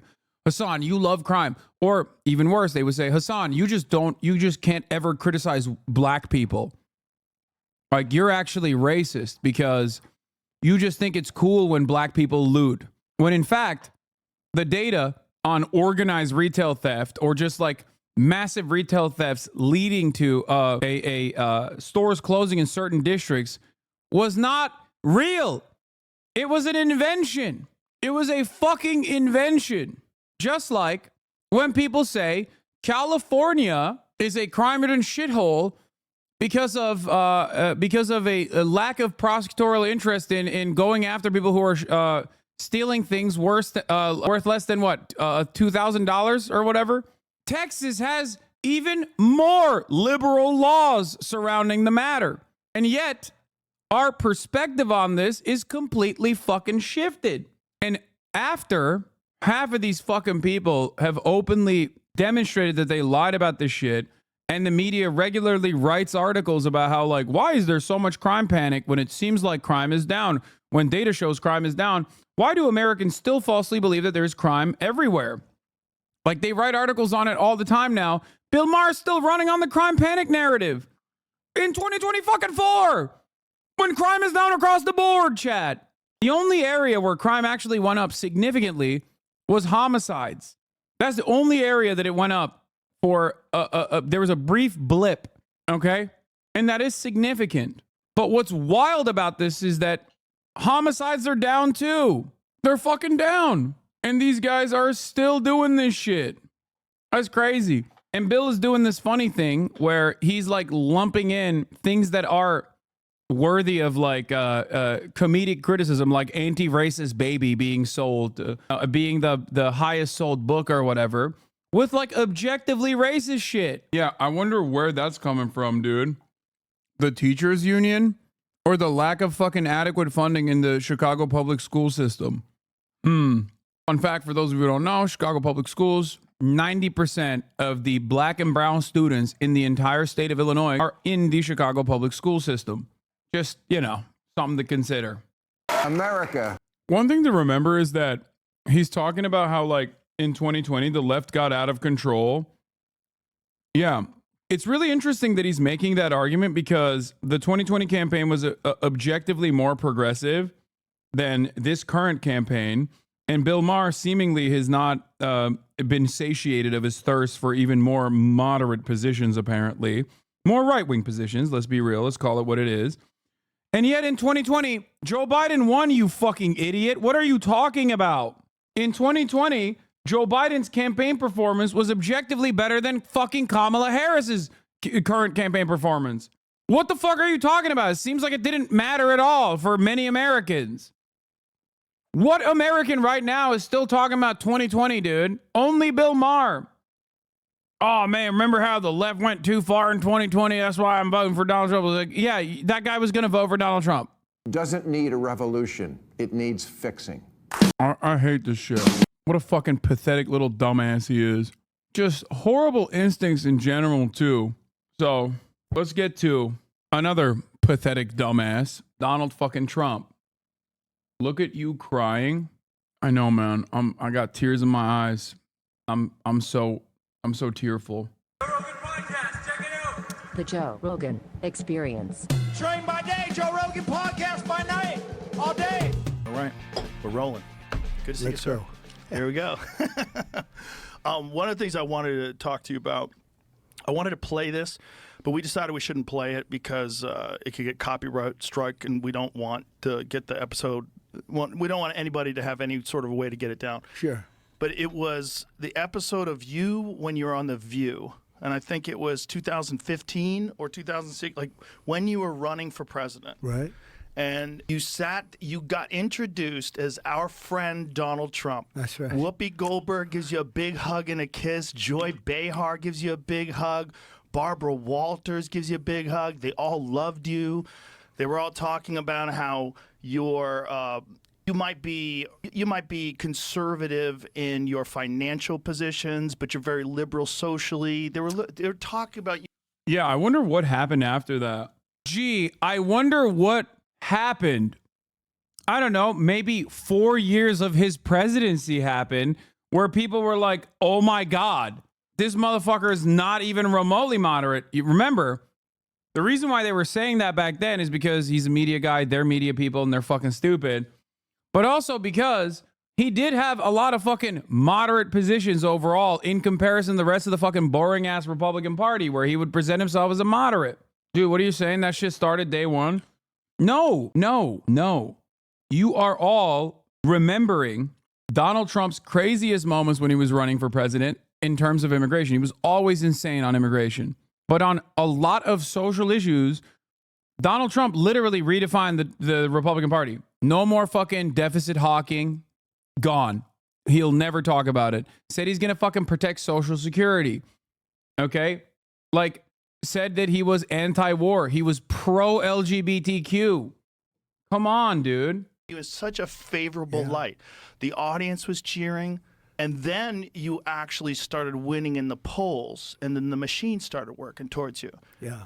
But there's probably no one in history that I've ever seen that's been attacked the way you've been attacked and the way they've done it, so coordinated and systematically. And when you see those same people in the past, very favorable to you, like Oprah, when you were on Oprah's show, very. She was encouraging you to be Last president. week, I did one of her last shows, I think maybe Thursday or Friday. That was a big deal, being on Oprah's show, the last one. And I was like one of the last shows in that final week. And I said, boy, we've come a long way since that. What was it like? Well, the concept, it was really like two different lives. You know, I had a very wonderful life, but I wanted to do this. The Apprentice was still going very strong. We had 12 seasons, and we had actually... Has he lost weight? Yes. He has lost weight. He's Mr. Ozempic, I feel like. 14 seasons, 12 years over. They had a couple of them. Well, they canceled The Apprentice when you were running for president, correct? No, they had Arnold Schwarzenegger do it. I was involved in that, and I had enough of it, and we did great. It was doing great, but they wanted me to stay. They all came to see me. They said, we're going to give you a contract. They wanted to extend my contract. Mark Burnett is a great guy. And they wanted to extend the contract. Mark said, you're crazy. Don't run. No. Nobody gives up prime time, they said. It's one of those little things, which is probably true. Nobody gives up prime time, though, for being president? For running against 20 some odd people, it turned out to be 18 professional people, mostly politicians. They said, who would do this? I mean, it's a long shot. Actually, the heads of NBC came over, the Paul Telegny, all the top people came over to see me, try and talk me out of it, because they wanted to have me extend. The Apprentice was doing well. So it was 14 seasons. It was 12 years. We had 2 seasons where we had a double, which rarely happens. It was just a hot show. And I said, I want to do this. What happened is previously, like 3 years, 4 years before that, they did a poll. They had Mitt Romney, and somehow they put me in a poll. And I blew everybody away. I blew him away, which isn't that hard, frankly. But I blew everybody away, and I said, that's interesting, because I never really gave it that much real thought. I thought about it, but never real thought. But I saw these polls were very good. And so I was thinking about doing it then, but I had a contract with The Apprentice. Plus, I was building 2 big buildings at the time, and I wanted to make sure they got finished up properly. And it was one of those things. The kids were just sort of getting involved. They're very capable kids, but they were getting involved early on. So I did that. I got them done. I had some very good successes. And I came on, and then I thought about it for the next one after the Romney disaster, and I ran and I won against Hillary. And it was quite an experience, but it was a different life, because you're right, The View, I was on The View many, many times, and they loved me. Just the way people would talk. I mean, even if people had criticisms about you, people that didn't like you, there was always feuds and stuff like that, but the reality was the thing turned on you when they found out that you were going to be president. It was very coordinated. And some people are catching on to that now. There's a lot of people that were longtime Democrats, like Elon and Bill Ackman and all these different, very intelligent people. And they support. Okay. Yeah, dude. They only now realized it. And not because they became fucking openly right-wing radicalized dumbasses after COVID and realized that if they get on the Trump train, Trump will give them benefits. Support me now. Bill Ackman supports me. He's been very supportive too. This is what I wanted to ask you. What was it like when you actually got in? Because nobody really can prepare you for that. When you're running for president, you don't really know what it's going to be like when you actually get into office. What did you think it was going to be like? In office, or when I decided to run? So when you got in. When I was in. So when I was in and won and was in the White House, essentially. Yes. Well, first of all, it was very surreal. I would imagine. It's very interesting. When I got shot, it wasn't surreal. That should have been surreal. When I was laying on the ground, I knew exactly what was going on. I knew exactly where I was hit. They were saying you were hit all over the place because there was so much blood from the ear. You would know that better than anyone. When they get the ear torn up. Ears bleed a lot, they bleed. Anyway, so, and I was thinking the other day, when that happened, I really knew where I was. He's right. He's already fucking priming him. Joe would know. He's a fighter. Chess, stop trying to pick apart everything he's saying. He's saying, I'm in the know. You have to understand something very important in this interview. Joe Rogan is Dana White's guy. Joe Rogan is a massive defender of the UFC and has always been historically. What is unfortunate for American society is that so is the fucking dumbass in the yellow tie sitting in front of him. This is a massive part of how this interview is being conducted, or why this interview is being conducted, beyond the fact that Joe is also right-wing and also incapable of doing an adversarial interview if his life depended on it. I knew exactly what happened. I said I wasn't hit anywhere else. With the presidency, it was a very surreal experience, okay? Like, what's day one like? You win, you get inaugurated, holy shit, I'm the president. Yeah, that's what happened. So I'm driving down Pennsylvania Avenue. I just built a building on Pennsylvania, the hotel, the old post office it was. We called it Trump National Hotel. And we sold it to the Waldorf Astoria. And it was a wonderful thing. But I'm driving down, I'm passing the hotel. You've never seen so many motorcycles, police, military. It was a major thing. I got off really the first time I used Air Force One, landed, and we're coming down, and it was very beautiful. I mean, it was incredible. And we're going down Pennsylvania Avenue in the opposite direction. Normally you're used to going one way, and all of a sudden you're going the other way. the street was loaded up, and I wanted to go out and I wanted to wave to everybody, but that wasn't smart. You know, the kid's a little bit dangerous, right? I mean, when you watch like Kennedy and some others, right? But I really felt, I don't know, the love was so crazy. And so I did get out of the car for a brief, you know, just for a very short walk. I thought it was very important to do. And Melania got out with her beautiful dress on that became sort of a staple. It was, people loved it. And Barron, and we're walking down the street. But where it really got amazing, we get to the White House, and now it's a little bit before dark, beautiful. And we went up to the president's quarters. They call them the presidential quarters. And I'm standing in this beautiful hallway. You know, it's funny, nobody ever talks about the White House as being beautiful inside. You know, you think it's going to be, everything's going to be all metal doors and stuff. It's not. It's so beautiful. I made my money largely on luxury.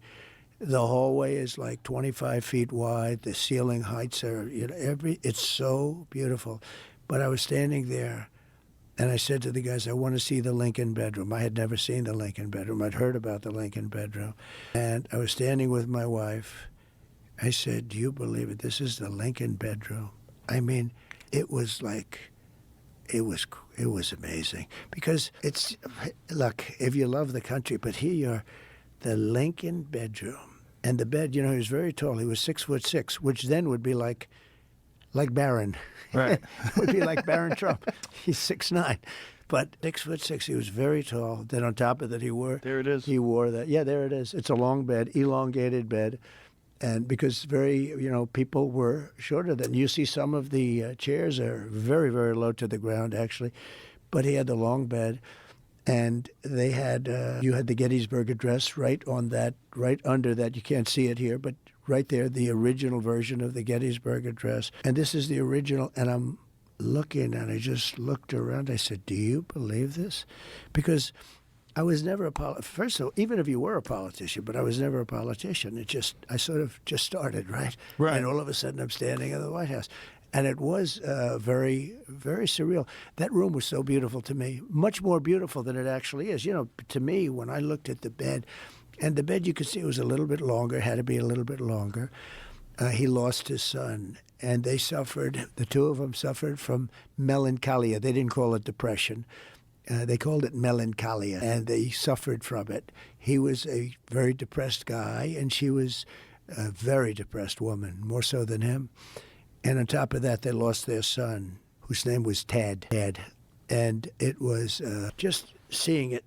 I think he fucks up the name of the sons, but he's not wrong. But also, I don't know why. No, he has, one of his children died before the assassination, I think. But the one, Tad died after. One of his children died. Tad died a tad bit after. Yes, he was killed by a vampire.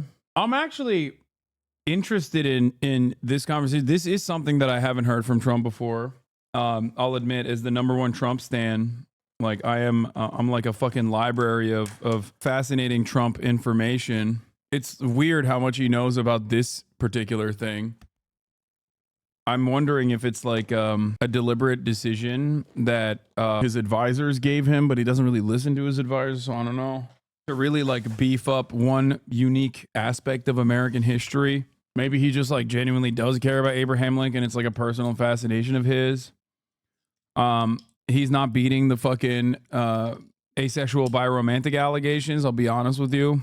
Because like Abraham Lincoln was also bisexual. Just saying. But yeah, he got the names wrong. He didn't. Tad died after. The other one died before. But that's besides the point. It's still kind of interesting that he knows. Little pictures, a little tiny picture. I mean, you can't see the details there. Little tiny, everything the way it was. A little tiny picture of Tad, who he lost. And it was devastating. And he was, he was in a war. He was having a hard time because he couldn't beat Robert E. Lee. Robert E. Lee won like 13 battles in a row. And he was getting like a phobia, like a fighter. You know, a lot about the fight stuff. But like, I went to a UFC fight, and it was a champion who was 14-1 about a year ago. You would know the names. 14-1. And the only guy he lost to was this one guy. But the guy that he was fighting was like almost just an average fighter, lost numerous times, but he beat this one guy. So I said, okay. I really don't know who you're talking about. I'm trying to. I will figure it out. Okay. But about a year ago. But the point is that he lost. He wasn't nearly the fighter as the one. But the one who was not nearly the fighter had beaten. He's the only guy that beat the champ like 5 years before. And I said, I'll take the guy that won the other fight. And that's what happened. He beat him a second time. Sometimes Lincoln, psychological advantages. Yeah, what is this crazy thing? Lincoln had I don't know, I've never read this. I heard it from people in the White House who really understand what was going on with the whole life of the White House. But Lincoln had the yips about, in a way, as the golfers would say. He had a phobia about Robert E. Lee. He said, I can't beat Robert, because Robert E. Lee won many battles in a row. He was just beating the hell out of him. You know, they tried to get Robert E. Lee to be on the North, but he said, I have to be with my state. He's like, nah, I just love, look, I love the practice of slavery. So that's not going to work. You know, the state was his whole thing, and he went to the South. And he was, I've had generals tell me, we have some great generals, the real generals, not the ones you see on television, the ones that beat ISIS with me. We defeated ISIS in record time. It was supposed to take years, and we did it in a matter of weeks. These are great generals. These are tough guys. These are not woke guys. But their favorite general in terms of genius was Robert E. Lee. In terms of strategy, you mean? Strategically. He took a war that should have been over in a few days, and it was, you know, years of hell, a vicious war. I'm beginning to notice a thing with Donald Trump. I feel like he loves generals on the racist loser side of every conflict. My man might as well be like born in fucking Northern Ireland, like the Northern Irish Protestant. The way he's like supporting all of the worst generals, man. What the fuck? He's like, I want Adolf Hitler's generals. I want them. They were brilliant. I want that. Very strange stuff from him. Like, Robert E. Lee got fucking owned, dude. He got owned. And so here I am standing there. And again, I had never really done this before. You know, I ran a number of months before I won. I probably, I guess if you figured max it out, it would be a year, something like that. So I had never run for office. And I did well. I mean, I went into debates. We had 18 people, including me. And then slowly but surely they started to disappear. We had debates, good debates. Everyone's aware of all this stuff. But what I want to get to is, like, what was the experience once you got inside? It like, was just what did you think it was going to be like in terms of, like, your ability to govern? Yeah. Like, this is your first experience governing anything. You've never been a governor. You've never been a mayor. Yeah, right. private stuff. Business. Yeah. But now all of a sudden you're inside the White House. The biggest thing was just that first moment of being in this hallowed, it was really a hallowed place to me. It was surreal. It was beyond. To me, that was the experience. It was a surreal experience. And then with time, that wears off. With time, it becomes, you know, your place where you stay. And I was doing a lot of, I had two things that I really focused on: governing the country and survival. Because from the moment I won, before I got to office, all of a sudden, they came down. I mean, nobody has ever been treated that way. And you see that. I mean, you see where in the Washington Post very early on they said, well, now the impeachment stuff starts. And it did. I mean, it literally started from the beginning. So I had survival and run the nation. I had a combination. Most people don't have the survival. They get in. What did you expect, though, in terms of, like, once you got inside, you had to appoint all these people? Yeah. Like, how many appointments did you have to make? Well, you within have a very actually short you have amount of actually time? 10,000 appointments. Now they're different. You know, you have big ones, and then they appoint 100 people and 200 people. But the president really is involved with approximately 10,000 appointments. So you'll appoint a secretary of state, and he or she will appoint a lot of people. So it's a lot. But in terms of major ones, you probably have like 100, but they're big ones. Treasury, state, military. And how did you know who to appoint? Well, I didn't. I had. I was just about to say he didn't, but he said it anyway. He did not. He was like, who's the rich guy that wants to fuck this? Okay. Who's the rich guy? Show me a rich guy that has spent their entire life trying to fuck this agency. I'm going to put them in charge. You did. Experience. You have to understand. Yeah. So I was there going 17 times in Washington. and I never stayed over. According to the press, which I think is probably right, over the years, I was only there 17 times. I never stayed over. So now I'm sitting there, I'm saying, this place is gorgeous, but, you know, I don't know anybody. It's like you know, you go to certain areas, and other areas, they may be great. Washington was great. Washington's not so great right now. We got to fix it. We got to make it better. A very dangerous place, very badly maintained place. We're going to make it great. We're going to make it better. We're going to bring it back. But I wasn't a Washington guy. I was a New York guy. I was a New York builder, and I built buildings in New York, and I knew that whole world, but I didn't know the Washington world too well. And all of a sudden, you're supposed to be appointing top people. So, what did you think it was going to be like? Versus, like, did you have any ideas of what it was going to be like? Okay. Contrary to what a lot of the naysayers in the chat are saying, I don't think this is as boring as I thought it was going to be. A lot of this is new stuff. Even if he's going over old shit, it is surprisingly new. Okay? And while he is rambling a bit so far, and I think it'll get worse and worse, we have to look at this with fresh eyes and an honest perspective, because you and me have already made up our minds on Donald Trump. Whereas actual dumbasses who are like, oh, I'm undecided, I still don't know, maybe I might vote for Donald Trump, like, they are going to watch this interview, and we have to put ourselves in the mindset of a person like that. Okay? And I think so far, 15 minutes in, this is very humanizing for Donald Trump, which is not good. Okay? Not good at all. Like, and what was different? Well, I was always involved in politics, but usually from the standpoint of a donor. I was a donor. You know, I was a big donor. I gave money to politicians. I enjoyed politics. Mostly Democrats, right? Both, really, pretty much both. I actually pictures of Ronald Reagan and me when I was very young. You were a Democrat until, like, what year? I was a Democrat. I could get you the exact, but the early 90s, I switched over eventually. Actually, they had a reform party. So undecided voters are dumbasses now? Yes. If you're talking about the uncommitted movement, that's entirely separate than undecided voters. Yes. Have you ever encountered an undecided voter? Like, that is one of the most common memes in this community, is like, we love making fun of undecided voters. It's 10 days out, man. I was thinking about doing that for a little while, but then fortunately I didn't, because it's very hard. You know, it's a two-party system.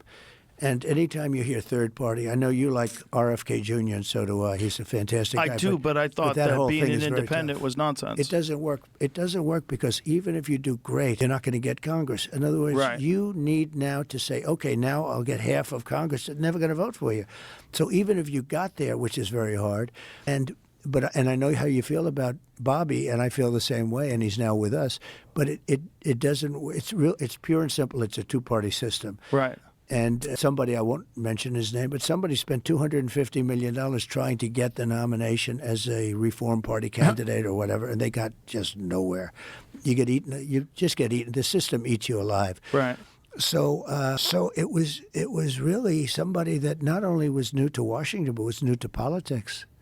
So in the office of the presidency, over the years, all those presidents, you've had 92% were politicians and 8% were generals. General Eisenhower, General Washington, right? General George Washington. You had generals.